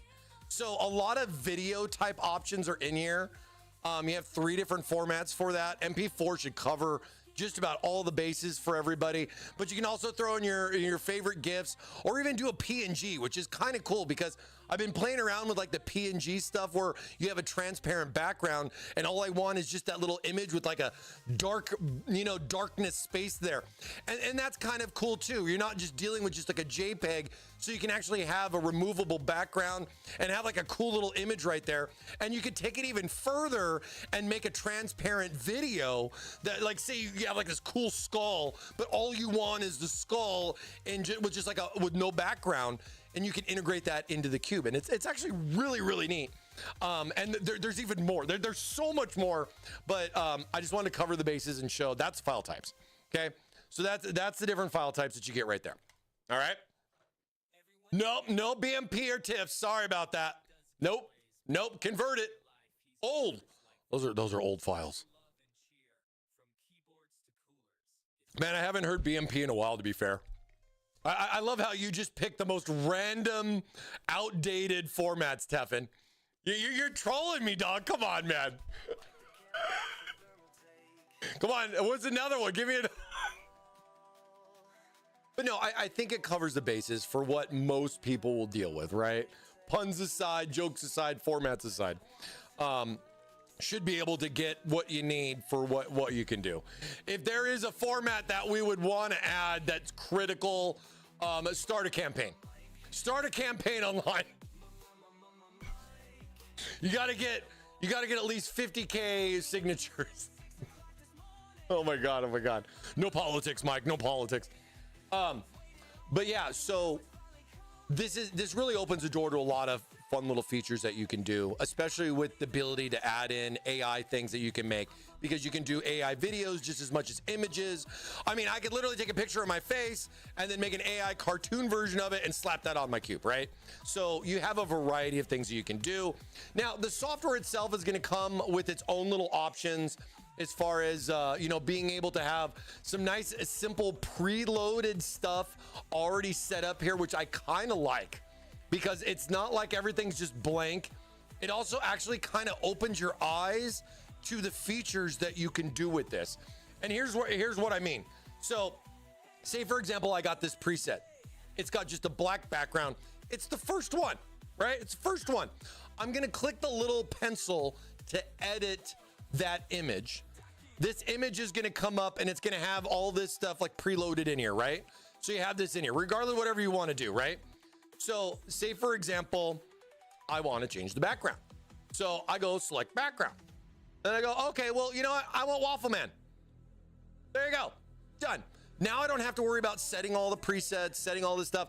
I like this the way it is. It's cool. That's all I need. I'm minimalist. I just want to fund my animation in the background. And it's got my CPU, GPU, and RAM temps. I mean, I don't know if I necessarily want the RAM temps or anything like that, but you know what?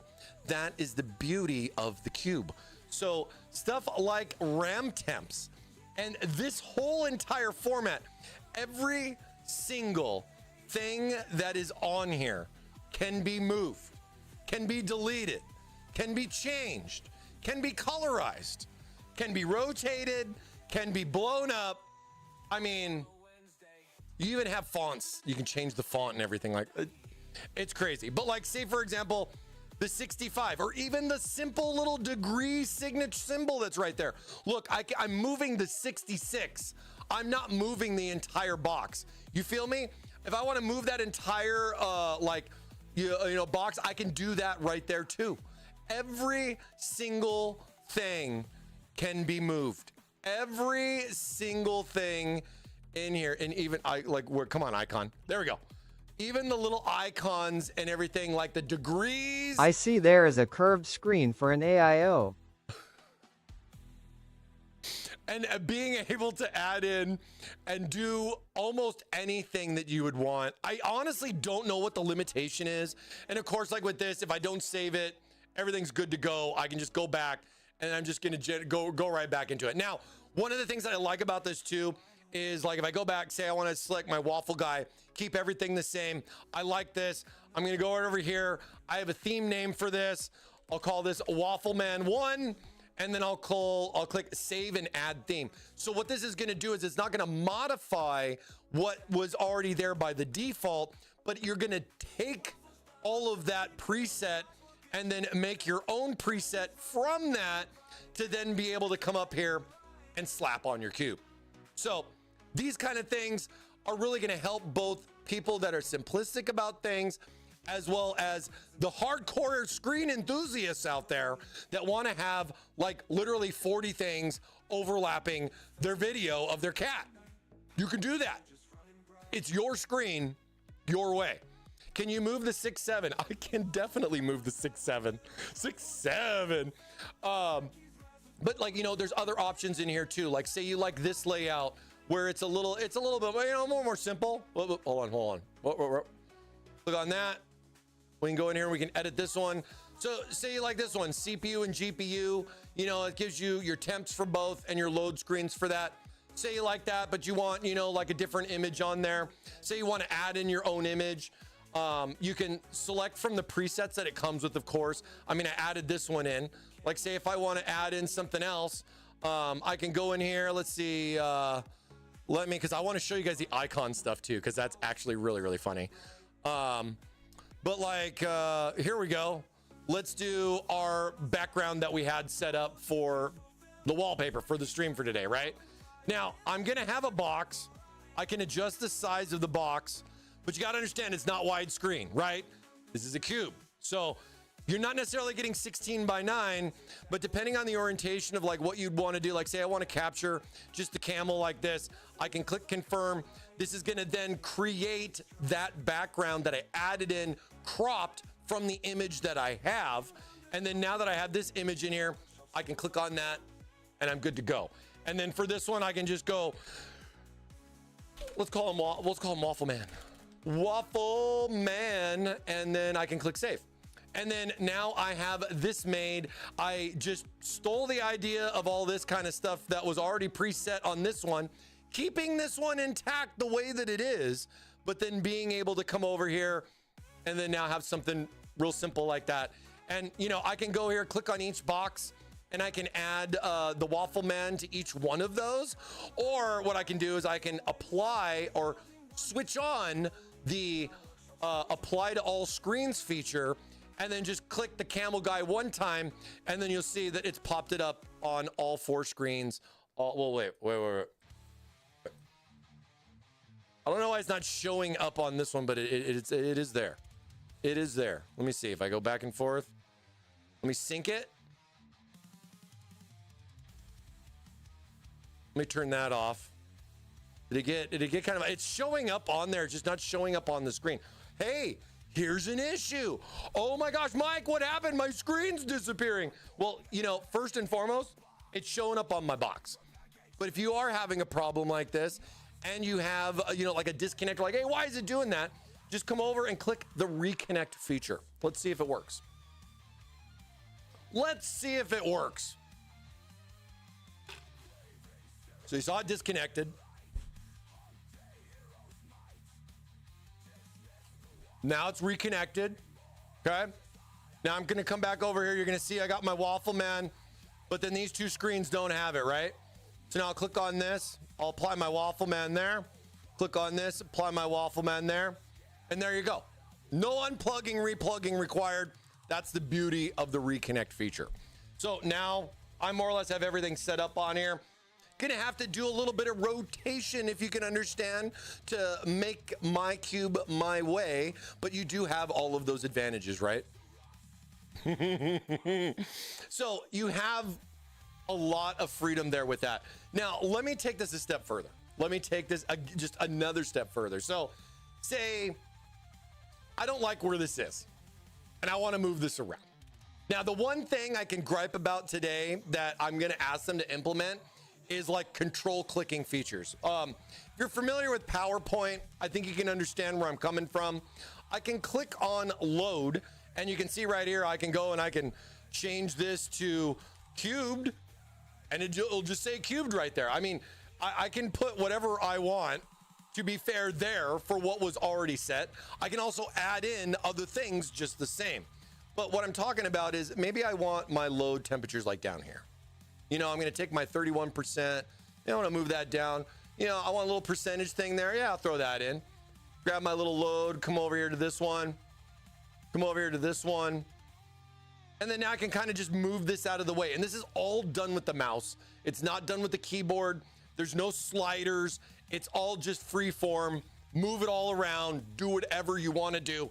Put it anywhere on the cube. I mean, I can literally put the 48 up here if I want it, right? If you want a little degree symbol, you can add it. It's up to you if you want to see it or not. If you don't like this, delete it. Real simple. If you like it and it's already in there, copy it. Make another one. Oh, hey, I deleted that one. Well, guess what? I could just copy it and make another one. So then I have the ability to move all this stuff around. I love this. So like something like my CPU, maybe I want to put this bad boy up here a little bit more. I got my cool little degree symbol here because that's important. That's important to me.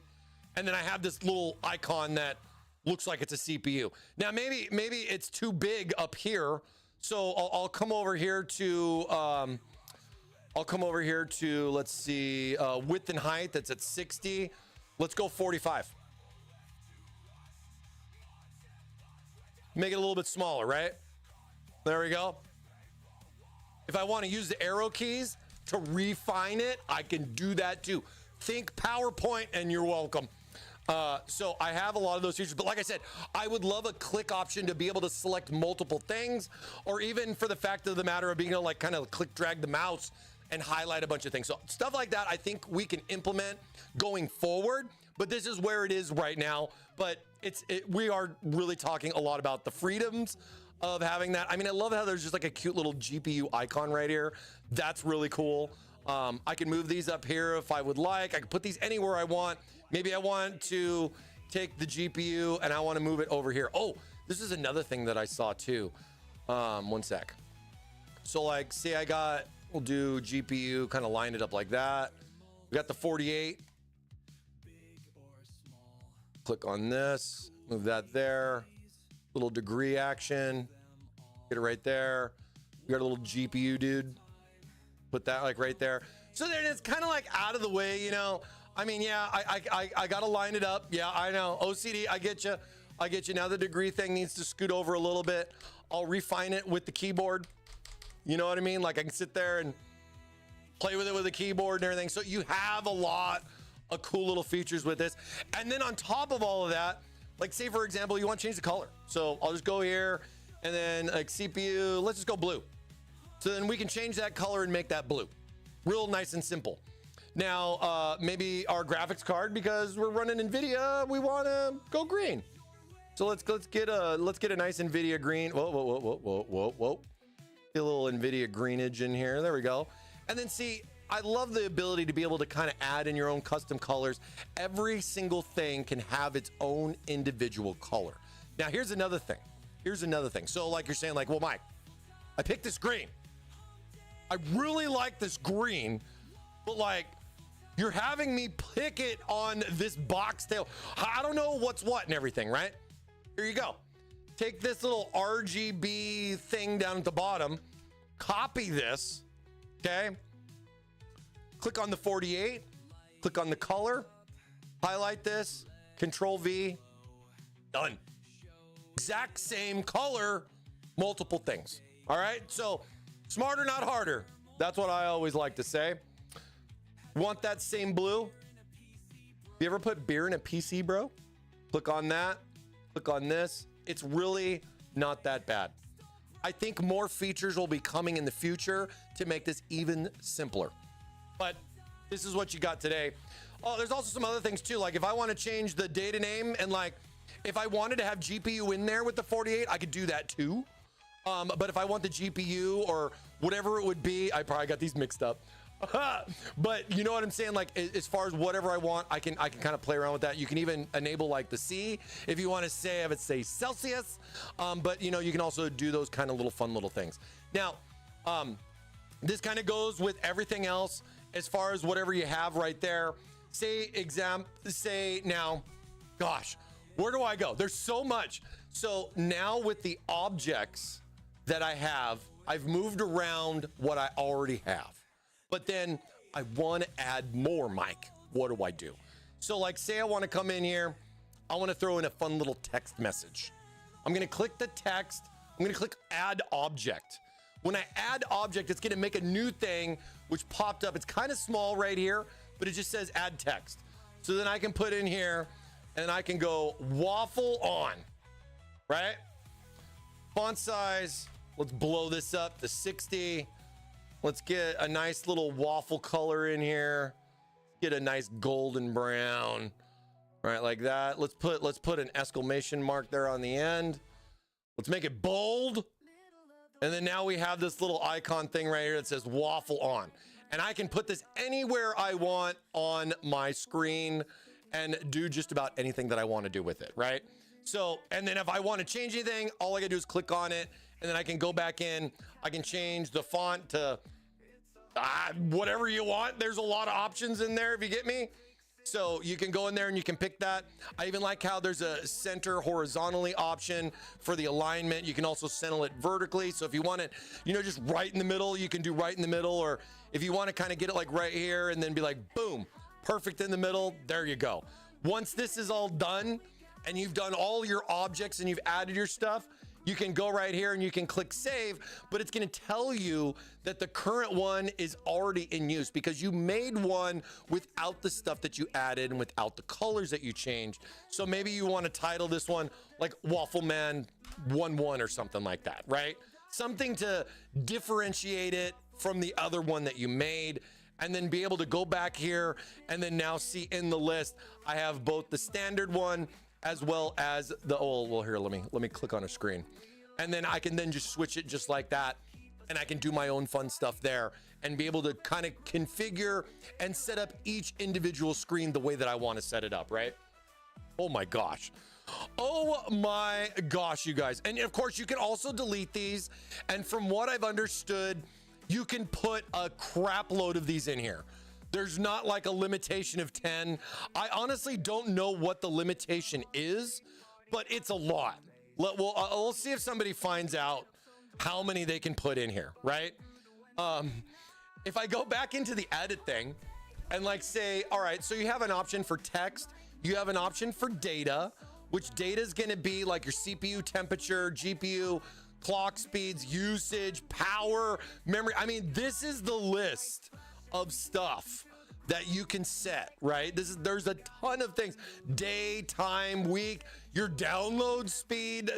There's a million different things that are in here that you can pick as a data source to then add onto the screen. If you can understand, you can customize and put one thing on one, something on the other, so that way you can kind of have a cube-tastic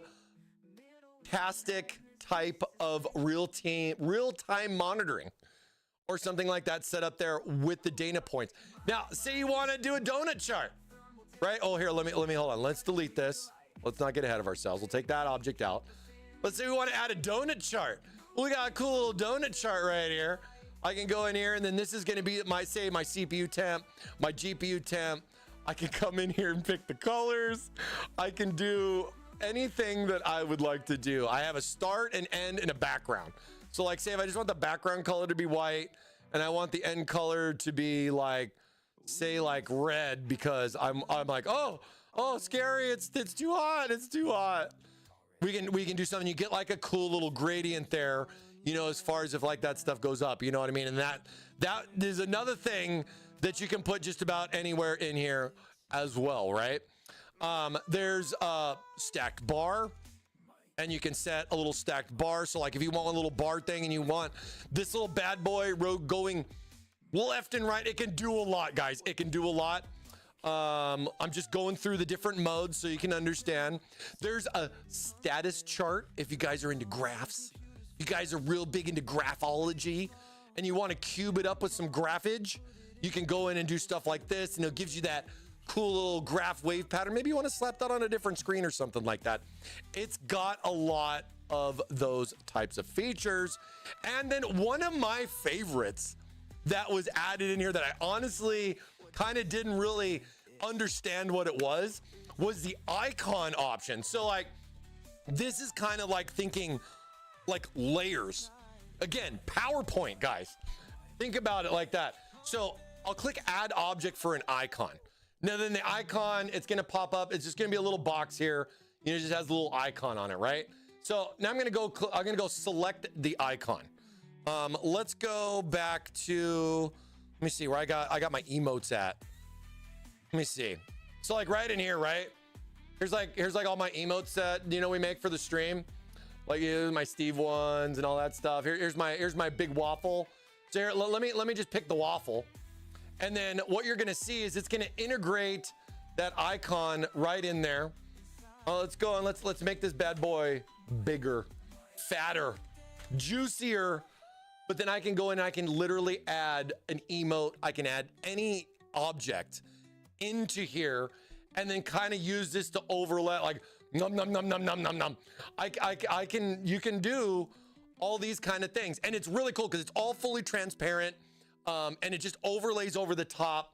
I can take this, like say if I wanted, I don't know, a bunch of these, I'll click on this guy right here. I'll click copy, make another one.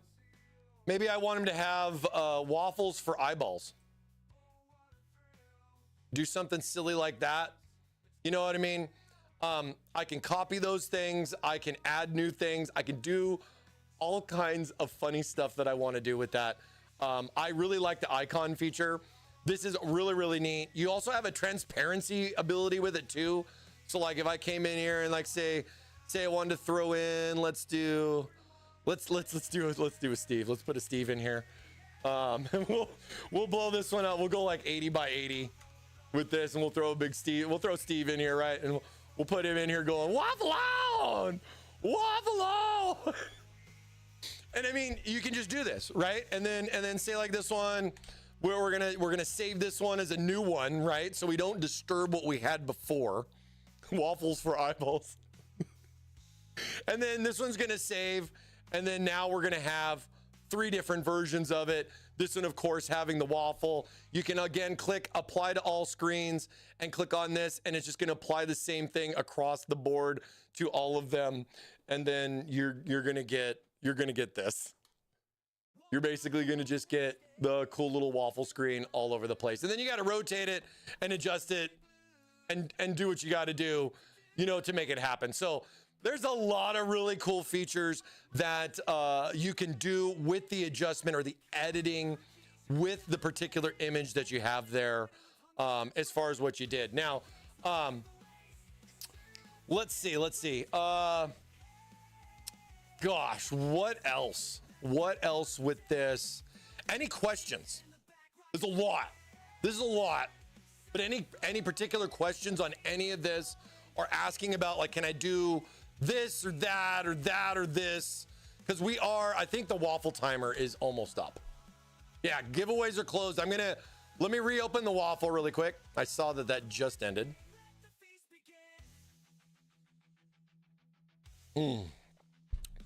Can we do infinity cube? Well, I think an infinity cube or the ability to do something like that is possible, but you would have to create the image. because it's going to be something you're going to have to generate. Now, I could generate like an infinity cube myself and make something like an AI or find something online, you know, if it's a GIF or MP4 or whatever, and then be able to go through and do that and then just implement it in to all 4 of the screens and then sync them.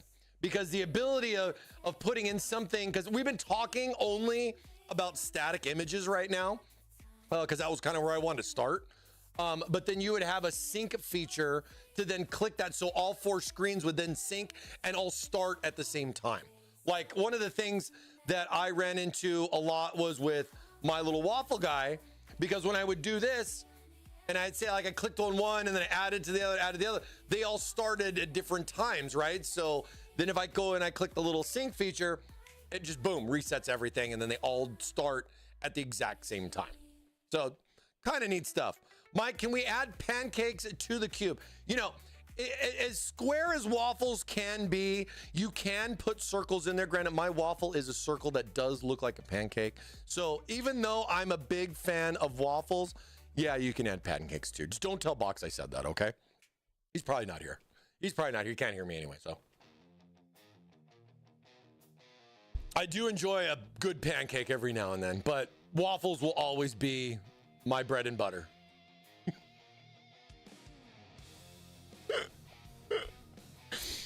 But yeah.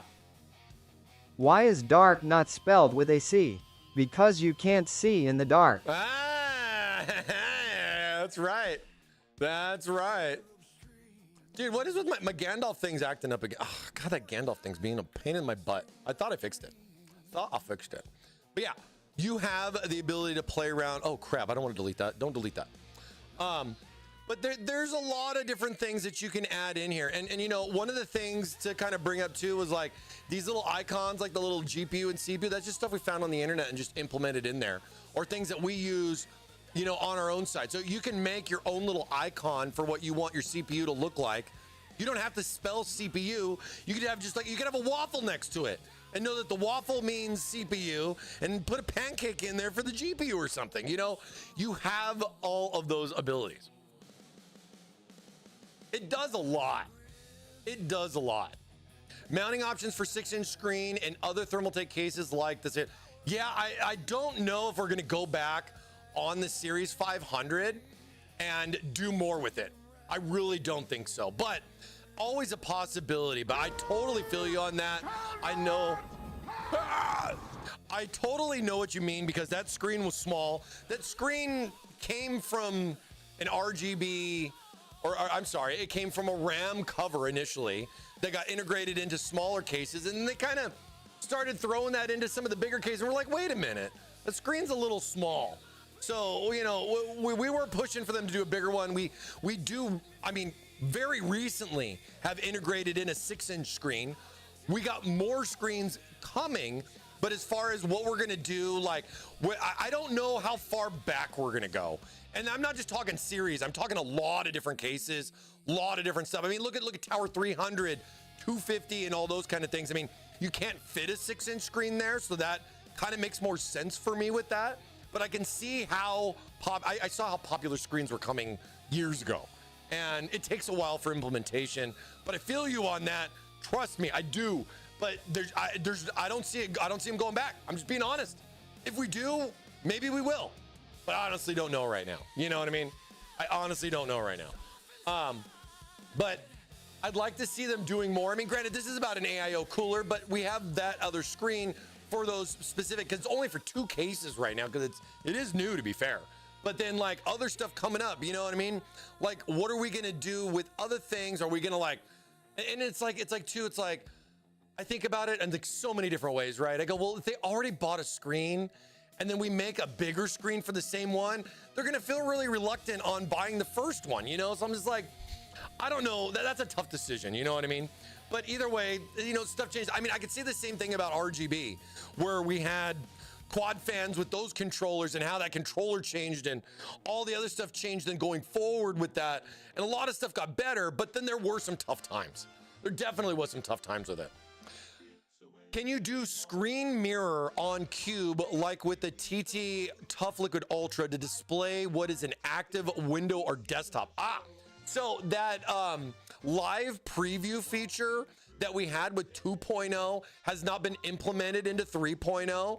That's another interesting feature. We've played around with that on the stream because I can literally capture right from my OBS and have my live stream basically being displayed on my AIO. I've seen people playing games on the AIO screen. We could definitely do that, but we could do that with 2.0, but they haven't implemented it for 3.0. It's another kind of like unknown, is this gonna happen going forward? So I look to see what we're gonna do. I look to see, there's a lot of different directions to go. I think the main focus right now is getting the initial screen stuff and functions and features set first, and then that's all gonna expand. So I don't have a roadmap though, so I apologize about that. I've been asking for one, to be fair, so that I could have an understanding. But dude, it's a lot of stuff for our company. I think this is a pretty big step for RGB and software from what you've seen from us before. The RGB software has been a pain in the butt for a lot of people. I get that. So much that other companies are doing their own RGB and then saying, hey, come pay a subscription for RGB once a month. And it's like, I'm not a fan of that, but it exists. They have freeware versions, but I think you're getting what I'm saying. A lot of different people have been trying to find different avenues because they want a certain thing a certain way, even though they're the ones that didn't make it, you know? And it's not that what we have is bad, it's just one vision versus another. I mean, look at us compared to the other ones and what they do with their things. And I see Reddit, I see what they got going on too. I know nobody's perfect. I'll be the first to admit, nobody is perfect. Everybody got their problems, man. Everybody got their problems. It's tough out there. It's tough out there, let me tell you. Can the software be updated to add more customization for the 3.9 screen? That's going to be up to them, Anthony. I'm not sure if they're going to add that in for the 3.9 screen. I mean, because I don't have a 3.9 screen here plugged in to like kind of display it, you know? But a lot of those features were kind of like the early features. I mean, that is what it was at RGB 2.0. If they plan to implement an update for that for 3.0, then there'll be a software release and there'll be an update with like a little mention saying new features for like 3.9. I'll ask the guys. I've been seeing your feedback on that stuff too. We've been doing a lot of QA QC meetings with the overseas teams, if you can understand, and just trying to give them feedback on both what we see and what we feel like, hey, this and that, you know, just messing around with the software. But you guys on the streams, in the discords, you know, I look at a lot of stuff, and I'm sorry I don't comment on everything. I'm a busy guy, but I do see what a lot of you guys have to say, and I do bring it up in a lot of meetings, and they don't want to hear some of the stuff that I have to say sometimes, but I'm like, dude, this is what your customers are saying, man, and I do try to stick up for you guys. I really, really do. But we'll see, because I'm not going to say nothing is impossible right now. We could definitely do a lot, because if you can understand, it's just a software update. It's not a change of the hardware, but is there a limitation with the hardware to be able to do more stuff with that? Like, we'll have to see what they end up doing, right? Because I can see like what I'm doing here with this cube, right, is pretty cool, but I don't know if somebody's gonna want to do that with like the littler screen like that. Granted, this thing's not really all that big, but I mean, still though, you know what I mean? It's more like an AIO, but oh God, we'll have to see, man. But yeah, thanks, man. I appreciate that.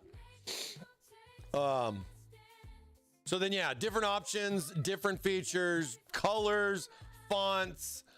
You can do so much fun stuff with this. And a lot of this, if you can understand these types of features that you're seeing now, we want to integrate into other things.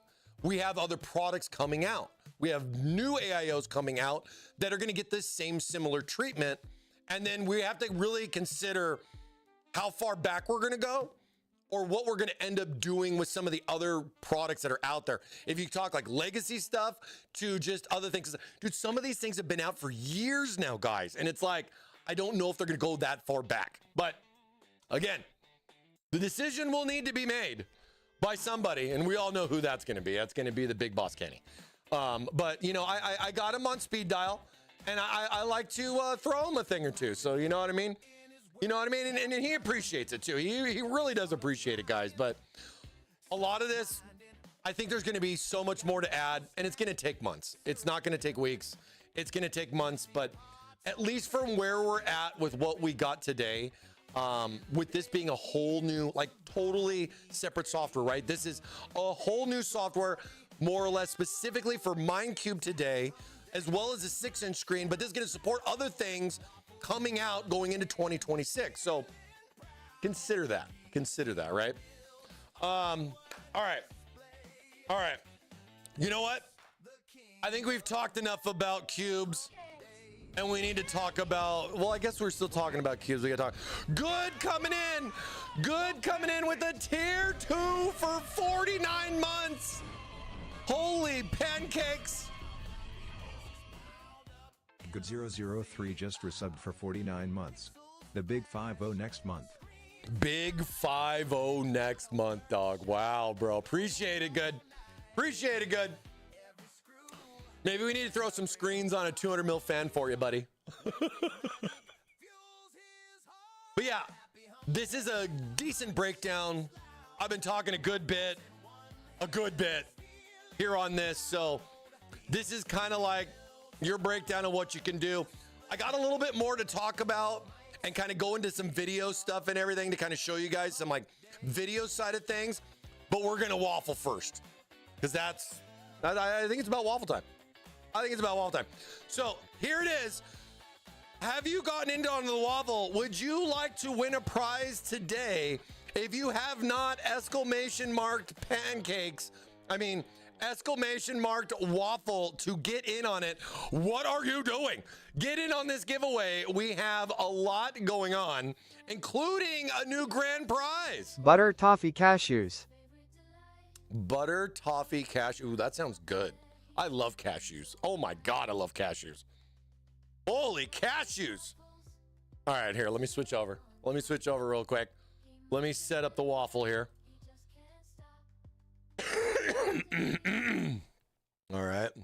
All right. You guys get in? Last minute waffles. This is your time. This is it. No more. Did you say pancakes, traitor? Oh, dude, we got a good amount of wafflers today, dude. Look at you guys waffling away. We also got an ad break. I'm waiting for the ad break to my wonderful subscribers. All right. Lizard. That's right. Get that lizard out of your waffle. I should change that to, I should have get some says waffle instead of lizard. I should probably change that. I made it, says the green garage. Work, baby. Let's go. Hard work.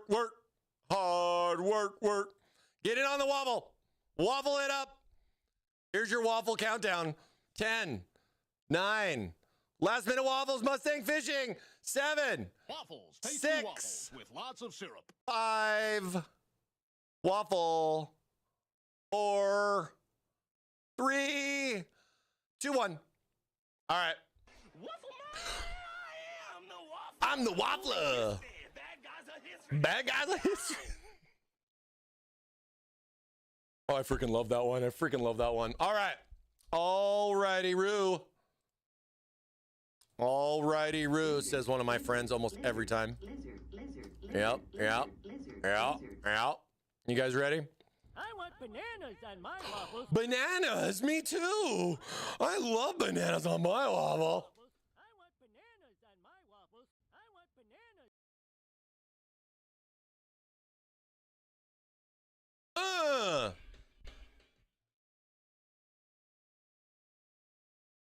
Would you like to win yourself a waffle? Well, guess what? Now is the time. If you exclamation marked waffle, you need to be here. Find me. I'm on one of those tabs up there somewhere. Over there. No. Click on that one. It's now. Are you washing your dog? Are you walking your car? Are you walking your dog? Well, you should stop because it's waffle time. Waffle entries are closed. We will have more next time. I am sorry. I let it go as long as I could. Well, we have 6-7 in our waffle tickets with another number. Let's go. Alrighty. Alrighty, here we go. Waffle winner washing his PC. Good for you. Make sure you use extra distilled water. All right. All right, here we go. 3, 2, 1, giving it away. Solo Dolo. Let's go. Solo Dolo, congratulations. Congratulations, Solo Dolo, on winning the waffle over on Twitch. Over on the Twitches. Solo Dolo, are you there?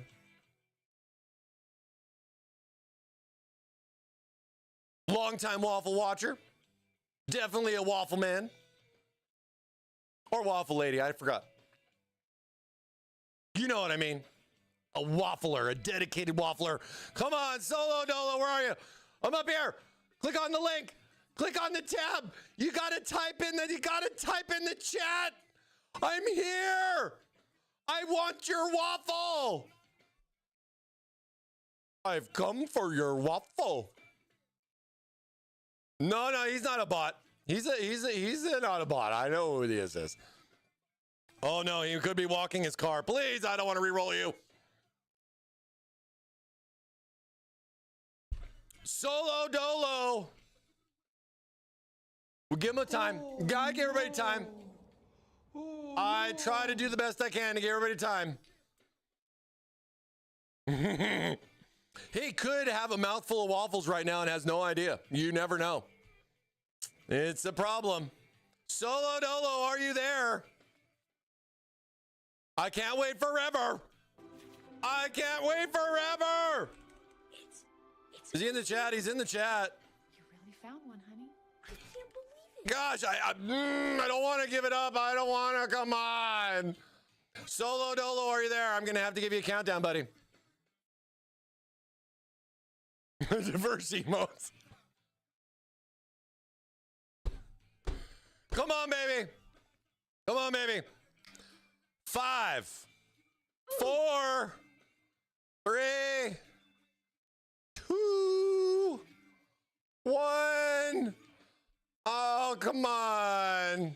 Oh! Oh! Oh! I waited!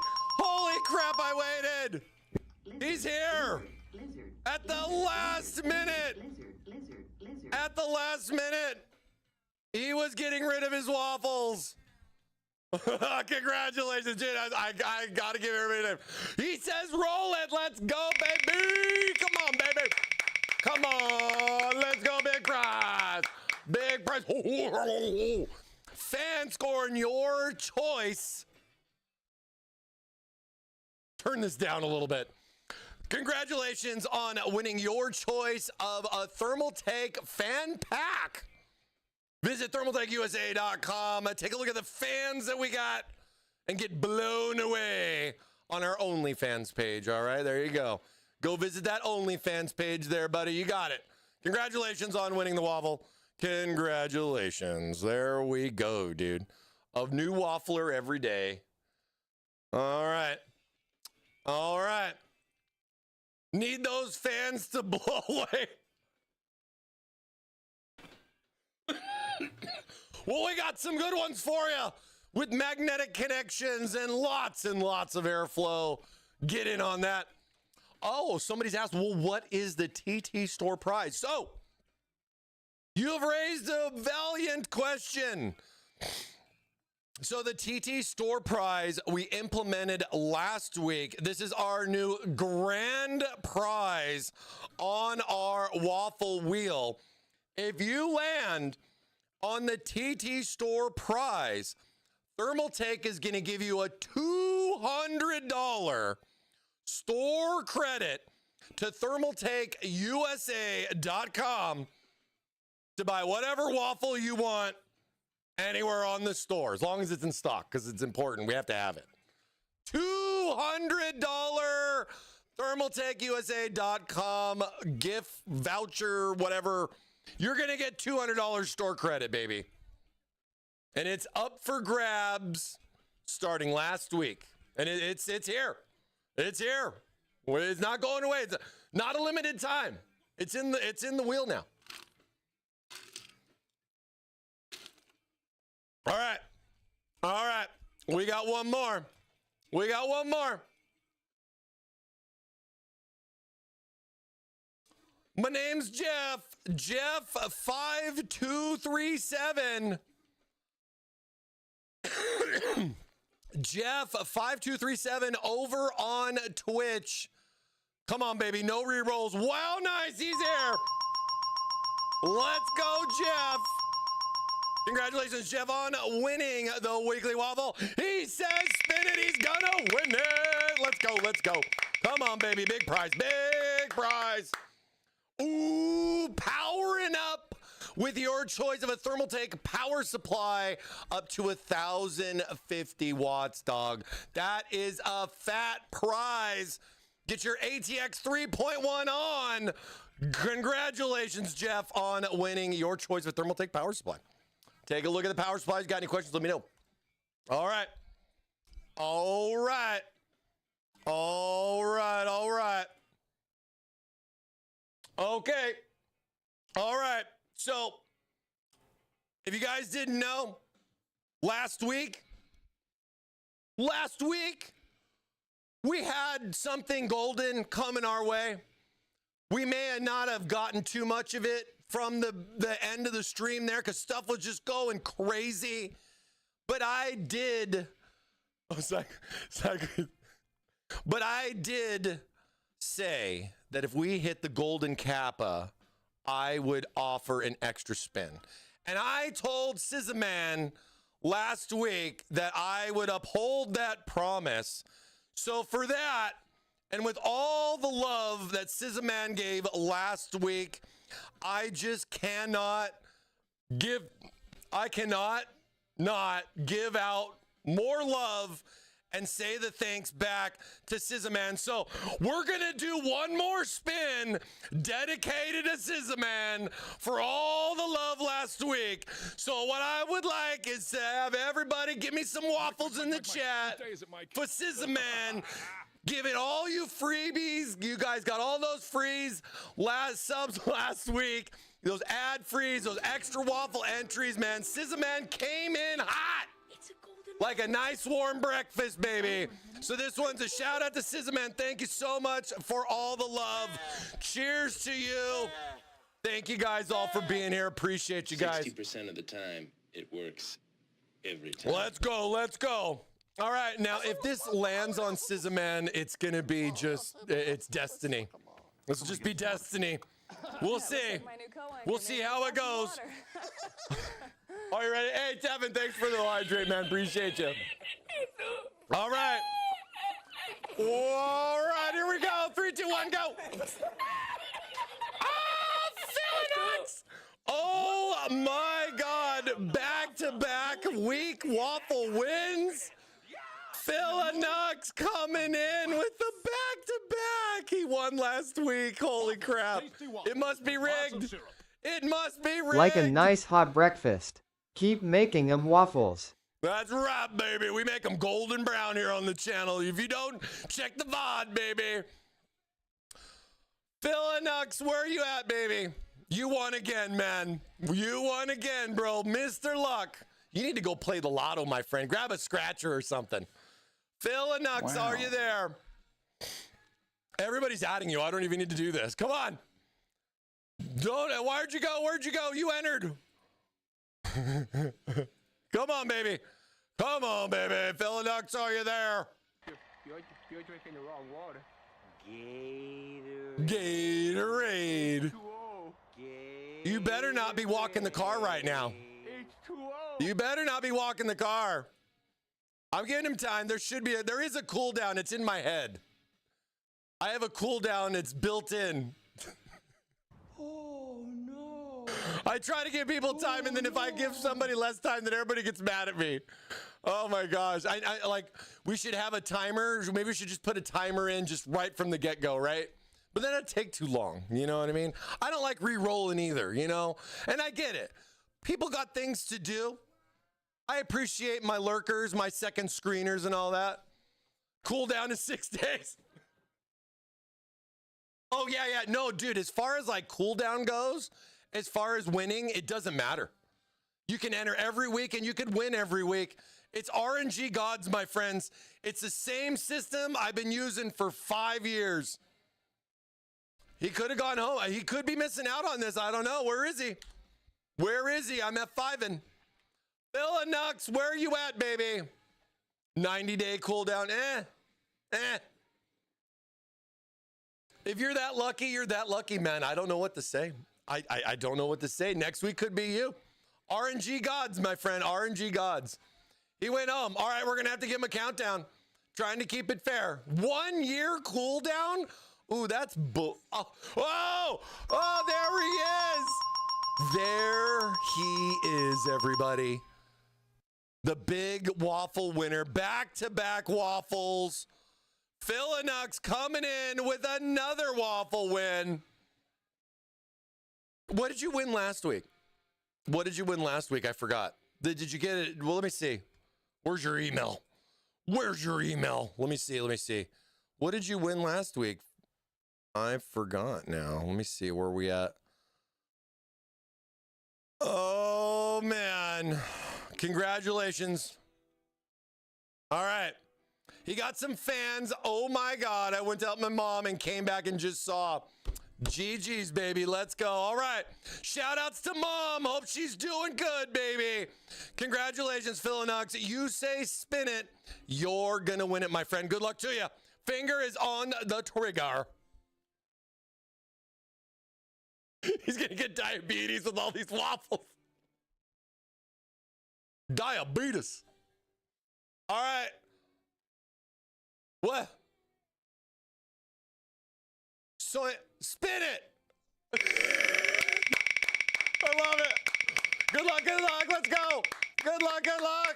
Nice, dude. Hey, you got fans last week and a power supply this week. This guy's on a roll to getting a whole new PC from us. Congratulations. He even said, come on, PSU. Landing on the power. Get all the power you need. Congratulations on winning your choice of a Thermaltake power supply up to 1,050 watts, okay, and under. Has to be in stock. Snow edition, black edition, SFX, whatever you want, doesn't matter. Enjoy. Congratulations, man. I actually needed a power supply. Mine is shorting out every time I start your bid. Don't do that. You got a new power supply coming your way, man. Pick your power. If you have any questions, feel free to reach out to me. And again, shout out to SZA Man for all the love last week. Paying it back right now. Your boy ThermalMike giving the love right back, dude. Congratulations, you guys. Congratulations. All right. That is our waffle for this week. Again, just so you guys know, we are off next week for the holidays. No pre-turkey stream next week. I am sorry. We will be back December 3rd. December 3rd with all new waffles coming your way for the holiday season. Bundle up with us in December to see what the waffle is all about. Maybe some more MINECUBE. Maybe something else. Oh, no stream on my birthday. I'm sorry. Be with the family and enjoy that amazing birthday. It must be nice to have a birthday right before a 4-day weekend. I gotta be honest, man. I'm jealous. If I had a 4-day weekend with my birthday, man, oh boy. I appreciate you guys. Go have fun with the fam. Definitely eat too much and pass out on the couch right next to dad or grandpa or papa or whoever it might be. Have fun with the fam, everybody. All right. We're not done.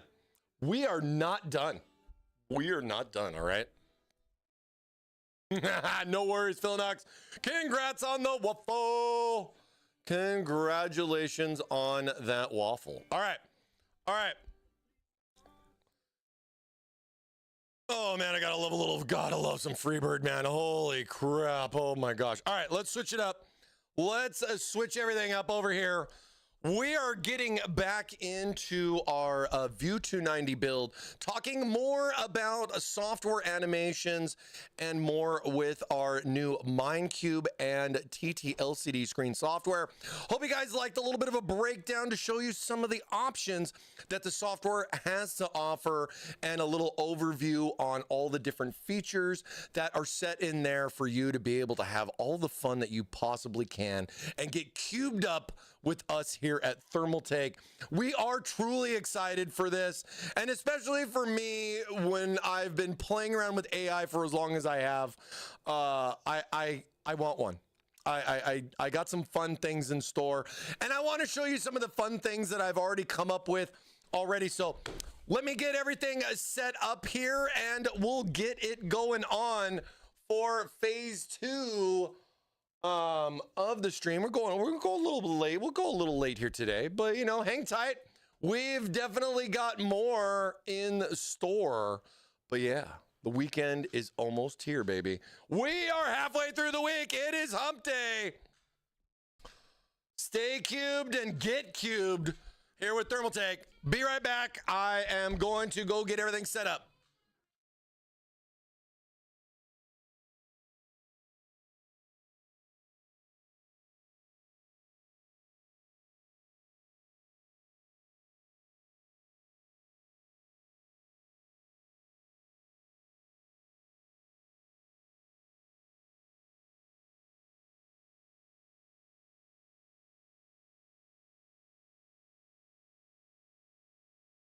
I see I didn't win again.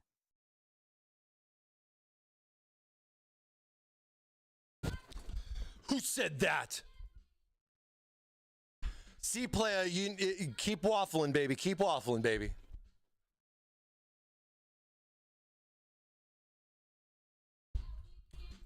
Quicksta is the only one bouncing around. That is interesting. He's just having fun. It's because you're the winner. You killed everybody. Here, you want me to, let's do this.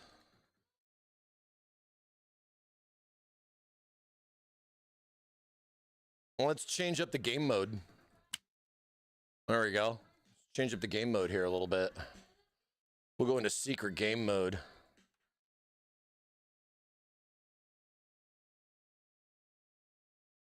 Let's see everybody. Oh, I know what I need to do.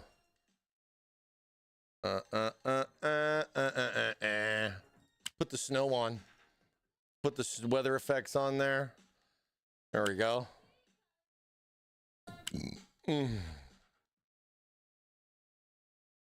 Why is it not wanting to enable random teams? No. Wait, why is it? Where's the thing for? Why is it like stuck? What do I stop it and start it? There we go. That works. But then he just pops back in. Why is it just quick stuff? What the heck? Hold on. I gotta do this. Let me see if it works. You gotta type emote, or usually you gotta type emote and then do like a thing like this.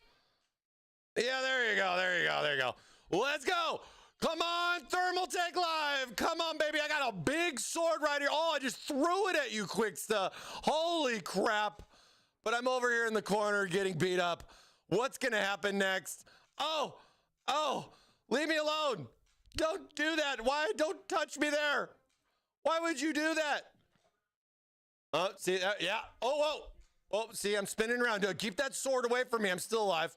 Still alive. Dude, Gibbs, I came. Oh, you almost got me with a hatchet. Holy crap. I freaking love it. Yeah, type exclamation mark emote. And then if you type exclamation mark emote and then put your own emote in there, it will actually make it that icon too. So that's actually kind of cool too if you guys want to get in on that. You can do like whatever you want. Like you have to type exclamation mark emote, space, and then put your emote, and then it will look, that's what you'll look like. Yeah.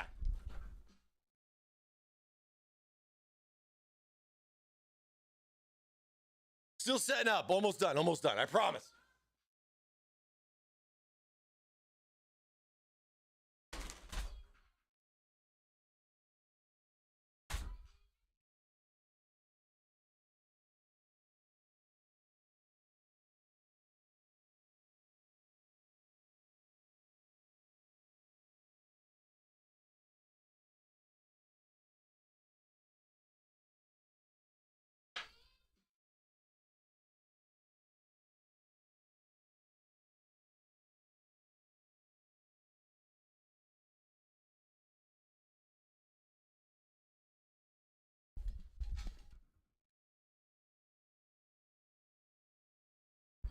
Bam.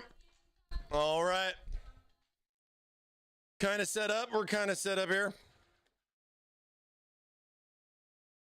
Well, you guys get to see like, so like there's like a boot up animation.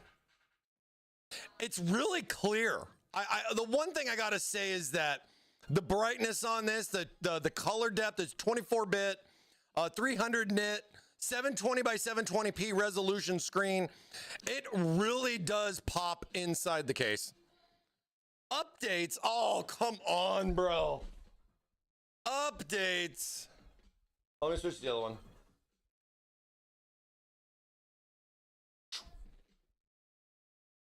Oh, I don't have the emote thing on here, huh? I should probably add it to this screen, shouldn't I? I don't know. It might be a little too much. Might be a little too much. It's got a cool little boot up animation. It surrounds the cube and has like, you know, all the screens like one big like little, yeah, it's pretty cool. I want to mess with this more, dig into the file folders, if you understand. I'm a big modder when it comes to stuff like games and just all that other stuff, right? Wait, opt out of backup. So like I really want to dig in on these folders. I mean, like, where's that file at? Can I change that file? What can I put in there? What can I play with? I mean, it's out in the world, right? Make it yours. You know, play with all this stuff. I might not be, you know, the right person to modify my software, but you know, the last thing that I heard was modifying your software doesn't void your warranty. Yeah. I don't see that in the terms and conditions. I don't see that in the terms and conditions. All right. Oh, crap. My power cord on my monitor just pulled out. Hold on. Well, that's funny. At least you guys won't know. Oh.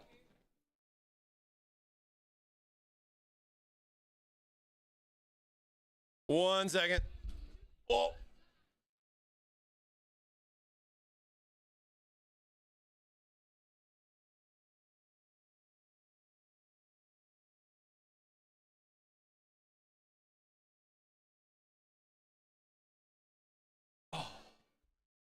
I can see.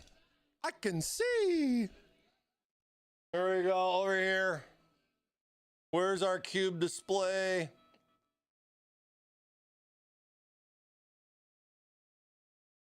Oh, that's interesting. Okay. So it kind of split the screen there as far as what I got going on. All right.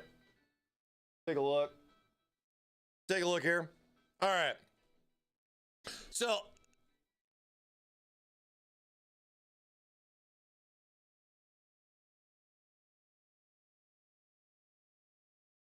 gotta love the doors, man. Gotta love the doors. Open up those doors. I went ahead voiding my own warranty by modding my hardware. That's right, baby. Void those warranties. Void those warranties. I know somebody. I know somebody that knows somebody. All right, so same kind of thing here on our View 290 build. So I have right here our set, 14700KF Intel CPU with an RTX of 4090 in here for this system build that we put together. I think you guys saw this beautiful build that we have right here with our cube-tasticness. Now, let me go back in here and just kind of reset what I was doing. Let me reconnect my box here. Let me reconnect my box. Ba-bum, ba-bum.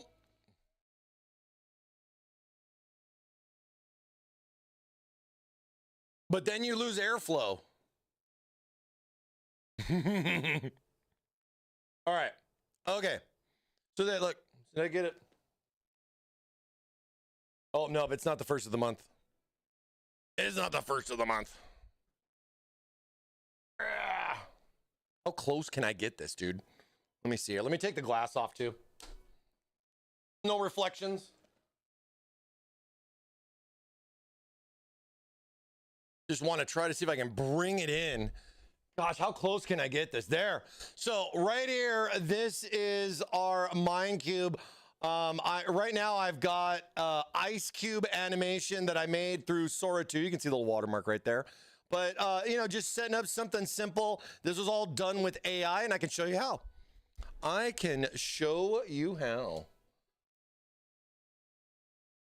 Yeah, I think this should be okay. Let me know if you guys can't see stuff. I can always switch back to the other view. Are we playing tonight's game on the AIO? Dude, I wish we had this feature, right, with 2.0, where you had the live view and you could be able to use the screen to actually be your monitor, right, and be able to capture like that little point. Dude, you can do this with 2.0, but you can't do this yet with this new feature, with the new software. Not yet. I don't know if we're going to implement it, but I'm definitely pushing for it for just the memes, because I'd love to be able to set up like 4 different angles of like a battlefield environment and like use the cube to play, like literally like hold it in my hand and use the mouse. Dude, it would be so freaking cool. And then I started thinking to myself, I'm like, well, what if I had more than one cube? And I'm just like, what if I had so many cubes it was all a screen? But then I was like, oh, the software's not gonna, it's not gonna go that crazy, but a boy can dream, you know what I'm saying? I could just stack enough cubes to make it look like a 27-inch monitor, you feel me?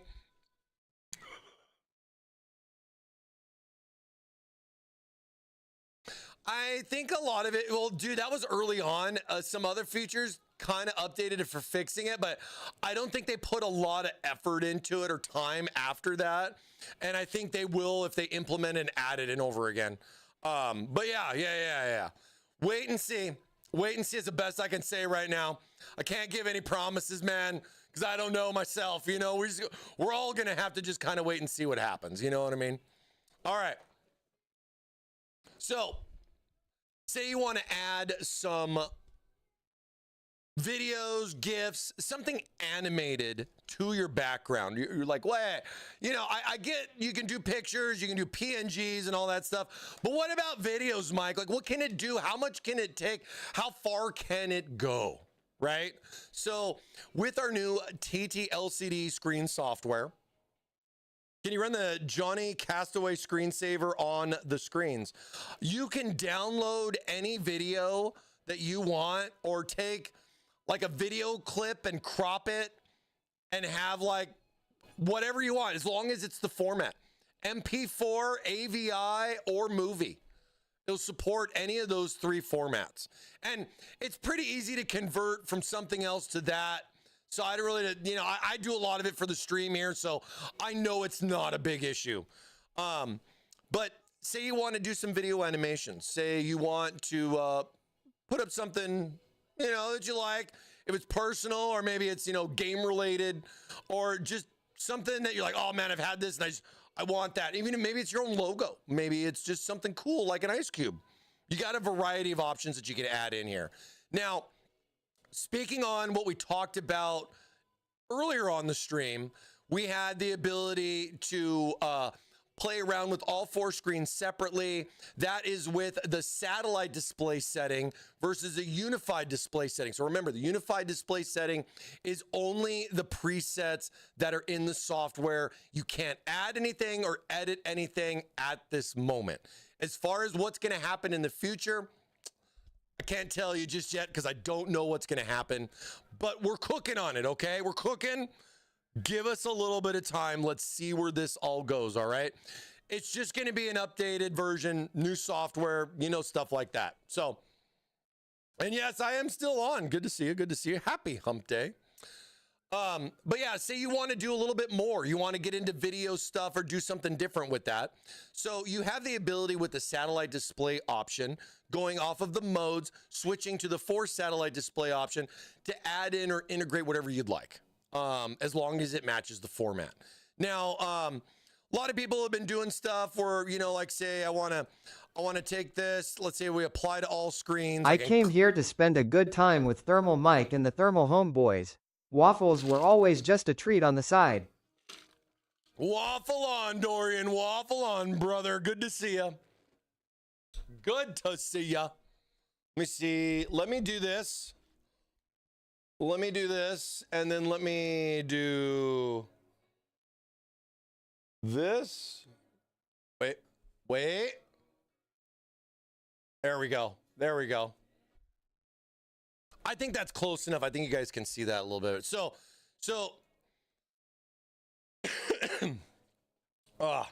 right here, as you can see, I got ice cubes set up. We're gonna go in here and we're gonna change these up to do something different. Let me reconnect the screens real quick.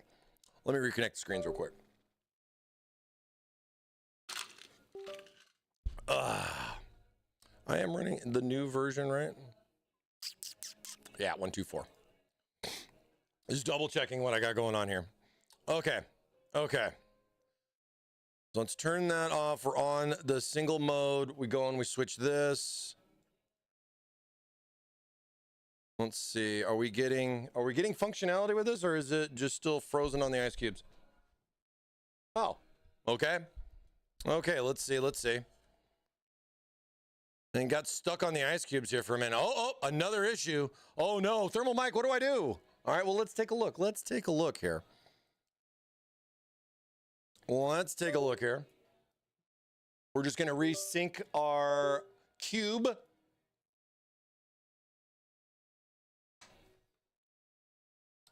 And that's gonna go, so that's gonna go back to the ice cube thing. That's interesting. Okay.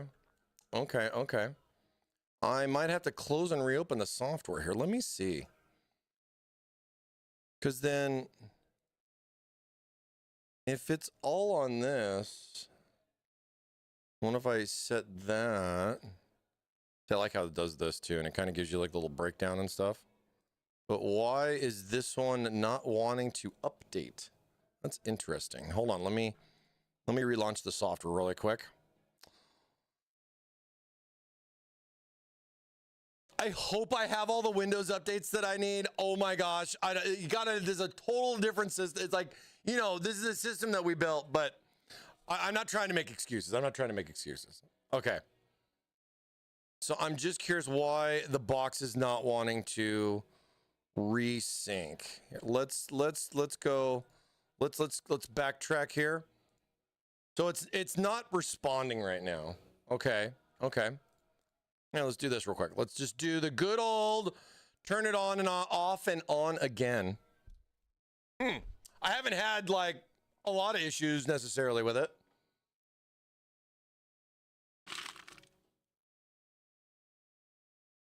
Oh yeah. They're on 4 sides. So basically, you know, like a cube is 6-sided, but then you have 4 screens. You have the hole for where it mounts to the pump, and then you got 1 blank space. So the idea of the box being rotatable is really kind of your call with your configuration. But the one decision you have to make is which side the blank wall is going to be on. Like, for example, with this setup, it's on the back. So like, it's not necessarily something that I'll see right off the bat, right? Okay, so it's responding. It switched back over to the MINECUBE like default that it was on. We're just letting our RGB warm up. You know, got to get the turbo spin in there. I don't know why it's mad at me about the fans. All the fans are working. I don't know why it's mad at me about the fans, but whatever. Just a test system. Just another one of them silly test systems. All right, so cube's all up and going. Let's do a quick little change. Are we getting some activity here with this? Yes, sir. But I think, I guess it's gonna be kind of hard to see. But like, I think if you can kind of see how the astronaut dude is like sideways and everything. That's what I was talking about earlier about the whole like rotation stuff, right? So if what you're looking at, as you see there, I'm gonna click on this box, and then I'm gonna just rotate it 90 degrees, and then see there, now he's right side up. So depending on which way you go and where you want it, it's really kind of up to you, but you have the capabilities to do, I guess, all. I mean, you just have almost every option I think you can think of as far as getting the rotations and stuff down. But let's get back into the single-sided things. Let's get back into single-sided things here. Let's just throw a little Waffle man up here. I love my little Waffle dude. He's been chilling. And then like, okay, so now that you see how that way I'll kind of I want it to be so you can see both. I just don't know if I can get it that close. Hold on.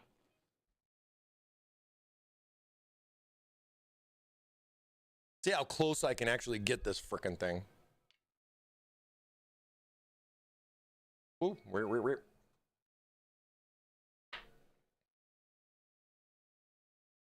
it's like the brightness I think is I want you to be able to see like there. I'll just okay. So you're gonna be in here, you're gonna be adding in your animations, videos, whatever you want to do, and there'll be some configuration stuff that you want to set up. Like right here when you're looking at this, my waffle dude's he's sideways right now, right? So if I go in here, I can just do the same thing. I'm gonna rotate him 90 degrees, but I don't know what screen that is, right? So the other thing that I can do to kind of narrow down, like I was saying before, was like, okay, so what screen's what on the physical box itself? So like, for example, if I click on 4 and I turn the screen off, well, it wasn't that one, right? So it's like, oh, okay. Okay, so let's come over to this one. Turn this one off. All right, so it wasn't that one, but it was the one in the front. So we're getting somewhere. We're getting somewhere. Let's come over here onto the top to 1. Oh, there we go. Now we know that it's 1. I mean, I guess you can decide it your own little way, but that's just one little simple way to kind of recap on what we talked about earlier on the stream. Now that I got this one, and I know it's this one right here, because it's always going to show right side up on the software, but I'm just going to go ahead and just give it a quick little rotate, and there you go. Now he's right side and center the way I want him. And then you can do the same thing for the others. As far as how you want to do your rotations with it. But just keep in mind that the way the animation is going to be with it, it's not going to be like moving or animated on the software, but you'll be able to capture that for the most part with the physical box or the cube itself, right? Now, another thing that you may see right here, let me go bigger. Let me go big on this so you can see. So one thing you can see is like I got both of my waffles right side up, but as you can see, they're mismatched on the animation. So with the mismatch of the animation and everything, I can go right into my software and there is a button right in here called sync.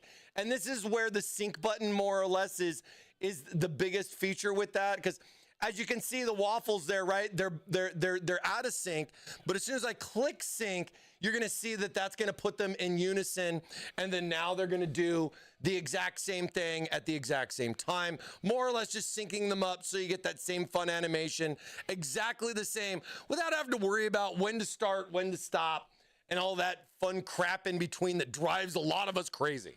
You know what I mean? So a lot of cool little features and abilities built in there for like the video stuff to be able to get like this stuff going. Even seeing it on the stream, the display looks great. Yeah, and I think a lot of it has to do with the higher resolution, the brightness, the 24-bit color depth. It really all kind of adds into it. Because this screen, when you get like the right angle, it really pops. And I gotta say, you know, when looking at it in person versus trying to capture this on the stream is a little challenging, you know what I mean? But I think you guys can get me, and it looks pretty dang smooth. Is it HDR10? I'm not sure, because it's 24-bit color depth, 720 by 720p resolution, and it's an IPS LCD display. So it's not OLED. It's not even 1080p. Those are going to come later with the MINECUBE 2 or MINECUBE Ultra or the MINECUBE Plus, Ultra, Super. I mean, looking at NVIDIA and their graphic cards, we could go almost anywhere with this. But I think you can get me on what's going on with that. And that's where this is at. I do think it gives a pretty cool display, and you get very similar effects from the 6-inch screen too. That thing really does pop. I think if you guys saw that in October when we had it with the butter case, I think you guys saw how cool and clean that looked, even from afar from the cameras picking it up from the stream. But yeah, enough about that. With your stuff, you do a variety of things, right? So if you have videos that you want to put in here, they're just the same as putting in an image. It really doesn't matter too much. I'm going to click on basically, so you can see.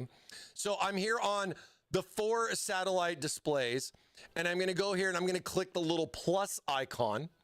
Clicking the little plus icon is going to bring me up to basically a blank screen. I can literally put whatever I want in here. Like I can just add in a thing that says hi. And then we can make this 150 font. And I can just put that right in the middle. Hi. And then we can save this as hi. Please select a background first. Oh, so we need a background. Now, that's kind of interesting because I honestly didn't know about that. Let's say we pick something like this. Okay. Now we save it. And saving. There we go. And then I can come back here, and then I know that my screen number 1 is the one in front that you guys can see. So then I'll go in here and I'll click hi, and it's going to change that, and it's going to put it right there. Now, maybe I can't read that because of the background or whatever. I could change the color. I could change the font. I can change the size. I can change the position. And even better is once I have it set up, I can go back in and adjust it. And that's where I think a lot of us were like, if it wasn't just in the right spot, or maybe I didn't like it wherever it was at, or maybe if I just want to make sure it's centered, I can do everything in between, change the color. We can even come in here and change the font. Let's go with symbol. Okay. There we go. Or let's come down here and do Gothic, right? So there's a lot of options. I can make it bold, stuff like that. And then more or less, I can then just kind of save this as a different version of it. And then I basically more or less have just the default one that I just did, and then the other one that I just more or less made, right? So you have a variety of those fun things that you can do. I think MINECUBE CPU block when. DIY is definitely an interest of mine. I think it'd be kind of interesting to see where the tubes go as far as how to do something like this with like G1/4 ports, but I definitely think it's possible. But I'm concerned about the keep out zone and what's going on to make compatibility with the motherboards that are out there, right? VRM coolers are definitely not getting smaller, but there's a variety of things that you can do, right? Now, the other thing too that's fun is that, like, say you got an ice cube and you like this, but you don't want to have to tediously go through and change everything. So say I want to go in here with the ice cube, but I want to apply it to all the screens. So then if I just click the ice cube on the one, it's going to then change it to all of them without me having to do it, as you can see. So now everything has got the cool little ice cube thing on it, and it's got a nice little rotation to it and everything. But say I want to come in here now and I want to add in some monitoring. I could add in a data object for CPU temperature. Say I want to make this a 50. Let's make this a nice blue color because our CPU is nice and cold. We'll go bold with it. We'll put the name in there. We'll add the degree in there. And then I have the ability to move it anywhere I want. Like say I want to just put something like that, nice, straightforward and simple. And then I'll go in and I'll just put a -D for data or whatever you want to do, because it really doesn't matter. I'm just changing it from what I had from before, right? So I don't lose what I did already. I'm just adding on. So then I have just another option. I can't drag these. But then now I can click on this, and then it's just going to add in that little graphic with the little text in there. And I'm like, it's a little small. Well, let's go 100 on it. And let's readjust it here. Let's make sure we center it horizontally. So we got a nice little center with that. And then, same kind of thing right here, right? Now, the one thing we've talked to him about is being able to edit what's already there, like being able to take something you've already done, make a change, and then save that same one instead of it making an extra one. So that is definitely something that we've had a topic about. Granted, I haven't seen a limitation as far as how many of these things that you can add. And of course, you can just delete the ones that you don't like. So you have that ability. But like right here on the fly, if I change this, I don't know if I guess it might be a little hard to see there on the screen, but then it just kind of changes everything over, to something like this. And think about it this way. We're planning to add stuff like AI Forge and some of the other features that we have in 3.0, as well as some of the stuff still in 2.0 to move up into 3.0. So a lot of different things are coming from many different directions. As far as just new stuff to add, different things to add in here, right? I had some other things that I threw in here. Let me see. had the Waffle Man. So like, you know, Waffle Man! Golden crispy. Now say you want to add some golden crispy into your MINECUBE and you want to cube up with Waffle Man, right? So go in here with this. Now, see how like I'm here with this on all screens. I go back, I turn the all screens off. Remember, it's a light switch, it's on and off. I'm gonna click on the screen like this. We're gonna go ahead and we're just gonna delete everything. Let's see, let's reset it. So we'll click the reset button, get a blank box, right?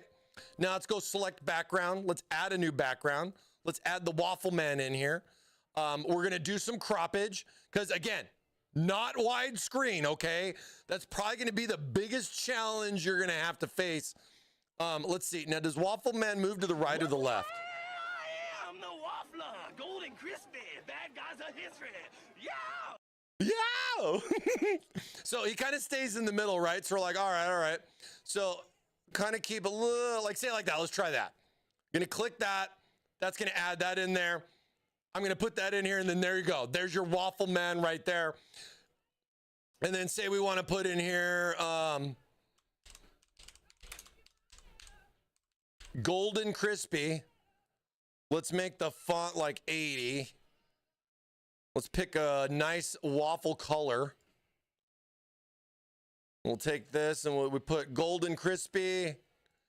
Let's add another one. Bad guys are history. Oh, we'll get the same color here. We'll make this one bold. We'll make this one 100. Oh, no, that's going to be too big. Let's go 75. All right. Too much. That's fine. But this is what I want to show you. Go back to golden crispy. Let's make it bold so it matches, because we like that. We want the key, get that same color. We're going to copy that color right there. We're going to click back over there on bad guys, change the color, boom, bam, just like that. And then now we have this set, and we got golden crispy.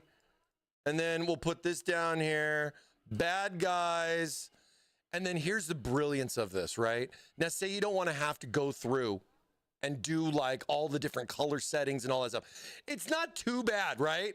But say you were even lazier and you want to go even easier on it. Take the bad guys one that you got right there, copy it. Once you have it copied, drag your copy down like right here, and then go ahead and change the text. Our history. And then add a couple exclamation marks. And then now this is going to keep the font. This is going to keep the color. This is going to keep the size. It's going to keep, yeah. You know what I mean? It's going to keep all the stuff. And then it's going to make it even easier for you guys to like, you know, add in your own things, get your little stuff set up the way you wanted to, you know what I mean? And have all this stuff in here, and you can enjoy some waffles too. You know what I mean? Waffle Man 1. Boom, bam, save and done. Now this is done. Now that I have this in, and this is just a video I grabbed. It's not going to give the entire length of the video, right? So understand when you're looking at the video as far as what you guys have seen with the meme. All right, let's apply it all. Apply it to all screens. And there you go. Golden crispy, bad guys are history. And you can set it up that easy with the Thermaltake software and kind of make it your own screen. It's your screen your way. And you have to have, you know what, you can do it. You can do it. You could do that too, right? Like say like, here we go. Let's go to the web. You can do it. Go over here. Now say like, this is a picture, right? But we want an animation. We want an animation. So wait. Why did it do that? Go to videos. So here we go. You can do it! You can do it! You can do it, Nikki! You can do it! You can do it! Mike, is Thermaltake gonna triple the price of their RAM soon too? Dude. The cheapest 64 gig kit of G-Skill on Newegg is just under $300 now. 300's a deal, bro.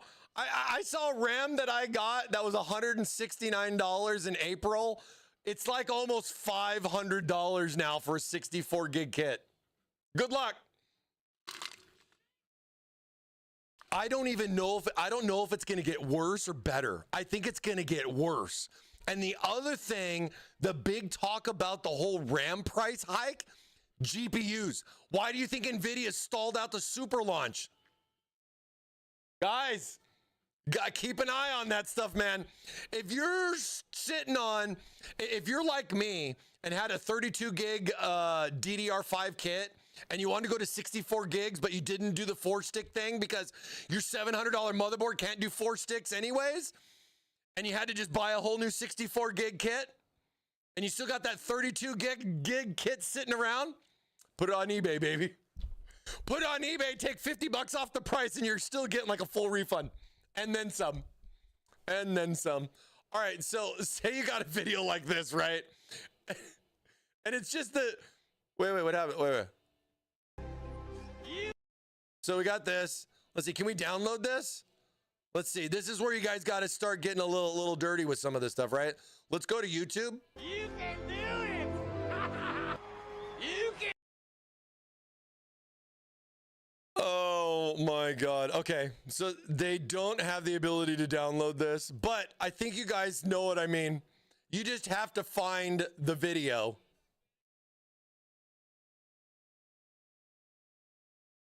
You can do it. Cover.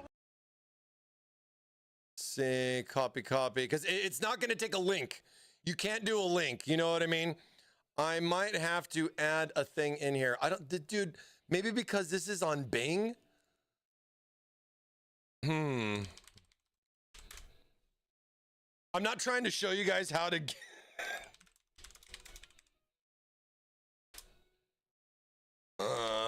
Video meme. Funny. Here's a compilation. We just have to find one we can download. We just have to find, that's a save button.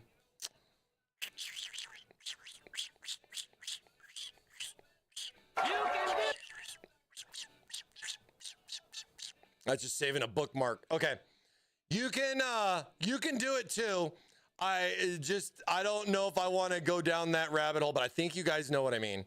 As far as how to capture or get that video, you have to have the physical content for the video. I guess that'd probably be like your biggest concern there as far as stuff goes. But you could go in there, grab that video however you want, or even better, make your own. Like, let me see, how can I show this? So like, let's do this. Let's do this. Check this out. So like here, look. My Sora 2.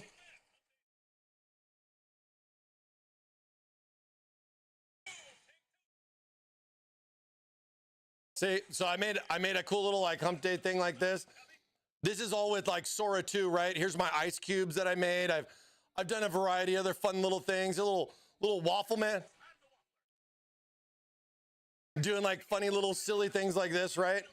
But like say I want to come in here to Sora 2 and I'm saying create you can do it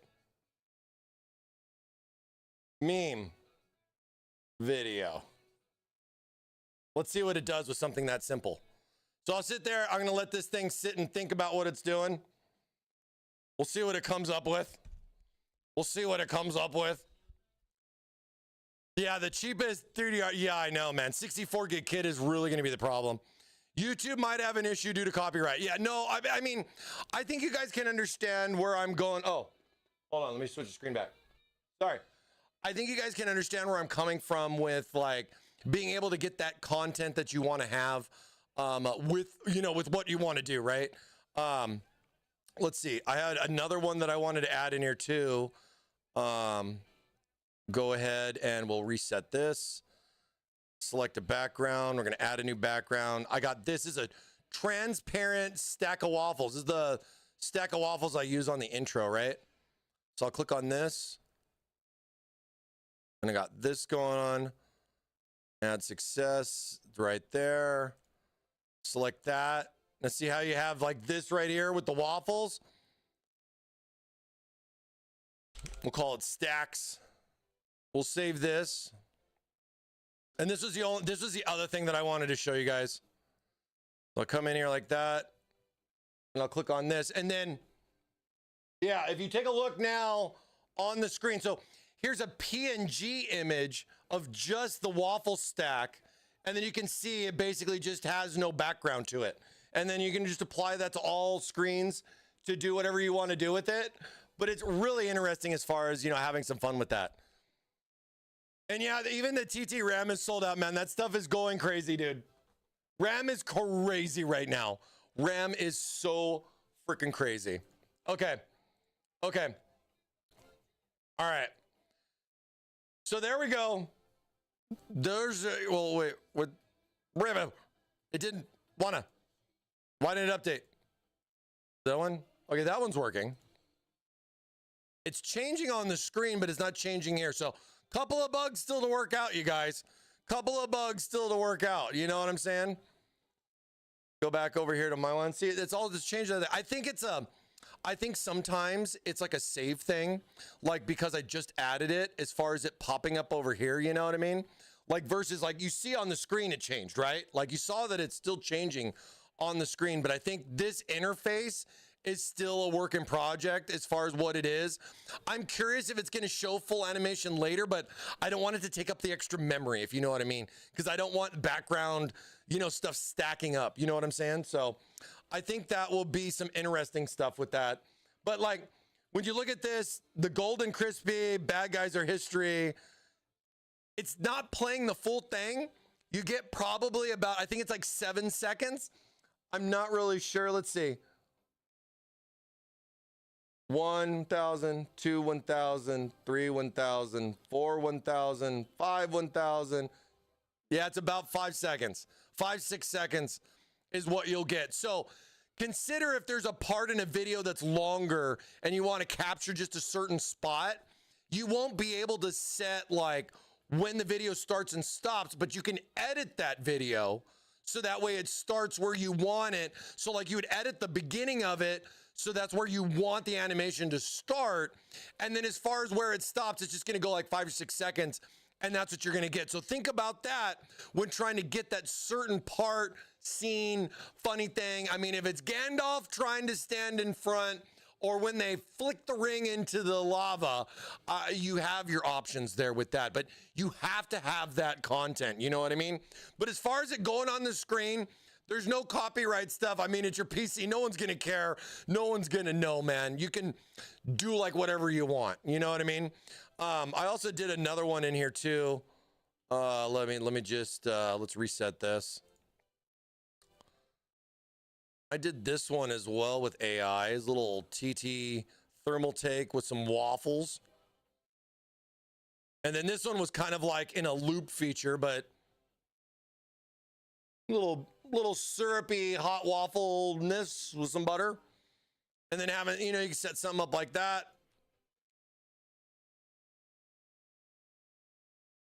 We'll save that. Come back over here to this. Boom.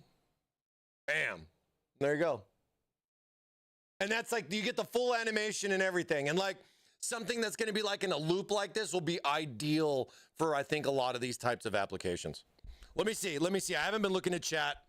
I have not been looking at chat too often. I apologize. Let me see. So, questions. Let me catch up on questions besides RAM. Yep, I see that. Okay. Grab the 7200 before it's gone. Yes, because the other thing to consider too is that people paid a certain price for RAM when they got it.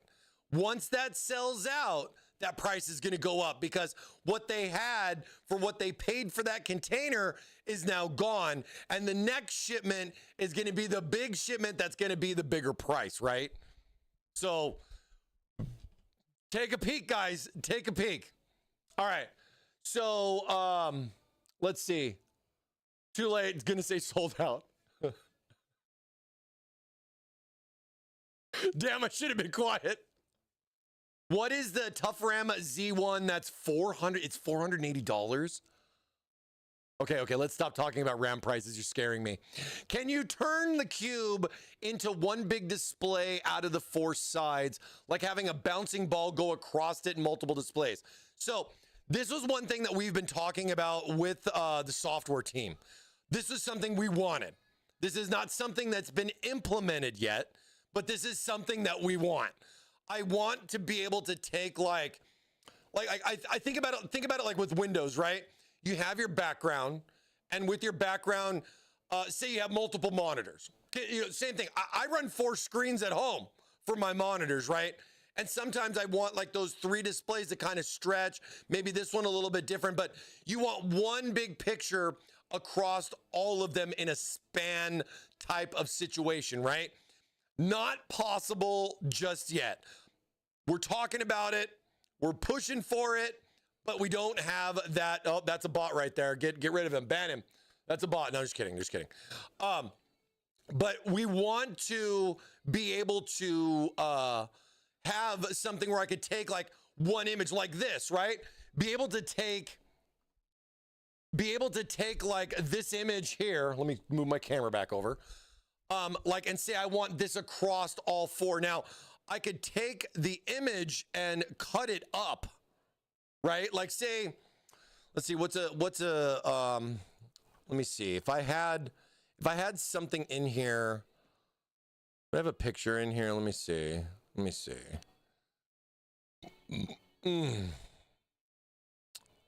Like say I took like this image right here, right? And then I want to take this and I want to cut it up into 4 different pieces. I could cut this into 4 different chunks and then put it into the software 1-to-1. But it's going to be really difficult right now. So that's why we've more or less kind of said like, hey, can we get like a span feature or like something to allow it to strand? Because the thing you have to understand is this is especially for something where you want it to pass through from one screen to the other as a video versus just a span image, right? You know what you see what I'm saying? So I want at least to get like a span image option. So like if I had an ice cube, I could just make it the whole thing. And it's just one big ice cube stretched around. It might not look great. I don't know yet. But we have to wait and to see if those kind of options get added in. But then if you have other things going in a video type of format, you're looking at doing like video editing, very specific stuff like Maya type video editing things. But I'm still wanting to dig into this more. I'm familiar with video editing, but not on a scale like that. Maybe somebody out there is. And then it's like, once I create something like this, how do I add it in? Because there's not an add option. There's no input. There's no way to upload, those kind of things. So a lot of that stuff's going to get into the gray areas there of swapping files and folders. But I'm really curious to see what people might want to come up with as far as being able to create something that's going to stretch around the cube and how that's all going to go. But like I said, we're in season 1 of our DLC right now. Let's see if that becomes an option in season 2, maybe season 3. We'll have to see how it goes, right? There's a lot of different things that we have, one, already on the list that we're going to be implementing. But then, dude, at the same time, we got all these other things that are coming up because, one, we're playing with the software more and we're going like, oh, I wish you could do this. I wish you could do that, right? I mean, think of me having to be the guy here playing with this stuff and going, well, what should we do next? And you're just like, well, you go this way, you go that way. I mean, so there's a lot of different things that you can do, right? No more TT monitors. Not true. More TT monitors are coming, but we only had the 27-inch IPS and then the 32-inch curve, and then the 27 went EOL, so end of life. So the 27's gone. So we don't have a 27 IPS anymore. We just, as far as like stock wise, we only have that 32-inch curve. But coming around the corner, we have some other monitor options, more specifically for sim racing. So see what happens. We'll see what happens as far as more TT monitors.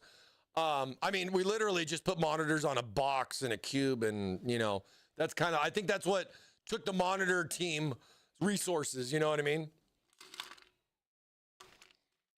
But yes, more models are in the works. I'm not sure if we're going to take on the gaming side of things for high-end gaming monitors when you're looking at like 27-inch 4K displays. I mean, we've talked and launched a 4K display, but we don't have it here in the US.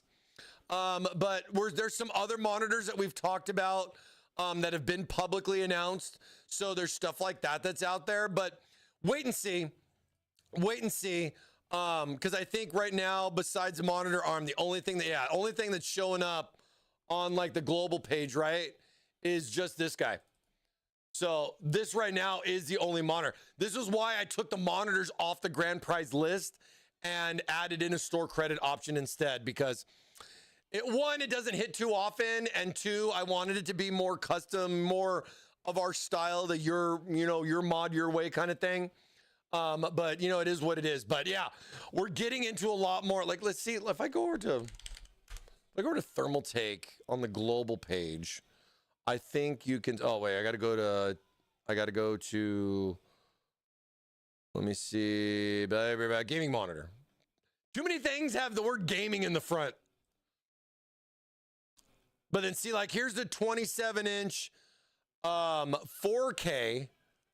Which I kindly told them that this almost says the F word. And I said, what do you guys want me to do? You want me to call this the I-27? What do you want me to call this, right? But yeah, I kind of laughed at them a little bit on that. But here was the 27, this is the FQ. And if you guys remember the F, this when we were talking about this one went away. We still have the 32-inch. There's a 4K that was in the works, and then we also have some other like sim racing style monitors like in the works too. So stay tuned, stay cubed, all that fun stuff. I had some other things that I wanted to get to, but we're just gonna wait until December. I got a lot of fun stuff coming up for you guys here in December. Again, we're going to be taking next week off for the live stream, so no stream next week, but we will be back on December 3rd with something very holiday-esque. Mariah Carey will be coming out. I'm going to try to work on some AI songs for Christmas, some new AI animations. We're going to keep talking about Hey, the Mike, cube. stay pancake, my friend. Stay pancake? Oh, I'd rather stay waffled. No, appreciate it, man. Appreciate it, then. Yeah, that's kind of what they did, Faith. That's kind of what they did. But I was just like, come on, guys. I get the understanding, but when you put it all together as somebody reading this, don't make me be the one that has to read this. You know what I mean? But yeah, like, we're definitely going to keep talking about Cube. We got other things to talk about, new features to be added. So hopefully when we have like the next software update that has some new feature in it, not necessarily with just some new product, we'll keep coming back, talking about that, talking more about those options. But yeah, I know MINECUBE's early. It's only been out for a week. It's expensive. I get it. It's not something that's going to be flying off the shelves. It is high-end AIO for what it is. Hey, it's not the most expensive one out there. Let's be honest with that. But it's definitely not the cheapest one either. But hopefully you guys, if you're interested in it and you'd like to play around with some cube options, maybe something to consider, or maybe wait a little bit and see how the software matures. I can completely understand where you're coming from. This is why we have a variety of AIOs at a variety of price points. You know, not everybody necessarily wants to sit there and stare at the screen or maybe even use their AIO screen to game, but some do, but not everybody. I get that. I get that's out there. But yeah, that's our MINECUBE AIO software in a box. I think it's coming along. It's got a lot of cool features. There's more to talk about, but I think I covered a lot of the bases with the text and all the overlay stuff, the video images and all that. And we'll go into more of that as we go forward, right? We'll go into more of that. If you guys have questions for me on the MINECUBE or anything related to RGB software, I mean, feel free to reach out on the Discord, but understand I'm not going to do customer service, technical support on the Discord, you know what I mean? But if you got a onesie twosie question and you ask a good question, you'll get a good answer. I definitely don't like to respond when I see people that don't put the support and the love into their question if they want a good answer, right? So good questions, get good answers. So let me know if there's something that's, you know, kind of scratching your cube, thinking about, oh, what if it has this or that, especially pre-sale related or other questions or even new features to come, right? So a lot more to go. We're at season 1 here with this. And we got other products that are going to be coming out too. So I'm going to have to fit those in somewhere. So stay cubed, stay tubed for more here from us at Thermaltake Live. And happy Thanksgiving. Hope you guys all have a great Thanksgiving next week. Be safe. Be safe during your travels. Take care. Eat too much. Get some extra sleep. Enjoy. And, you know, keep an eye on those RAM price Black Friday deals, man. We're going to have to see. We're going to have to see. You never know. You never know. But yeah, the RAM prices are crazy. GPU prices are going to spike up too. Grab a GPU while you can because it's going to have the old memory price on those GPUs, guys. But good luck to you. All right. We'll see you later. Cube out.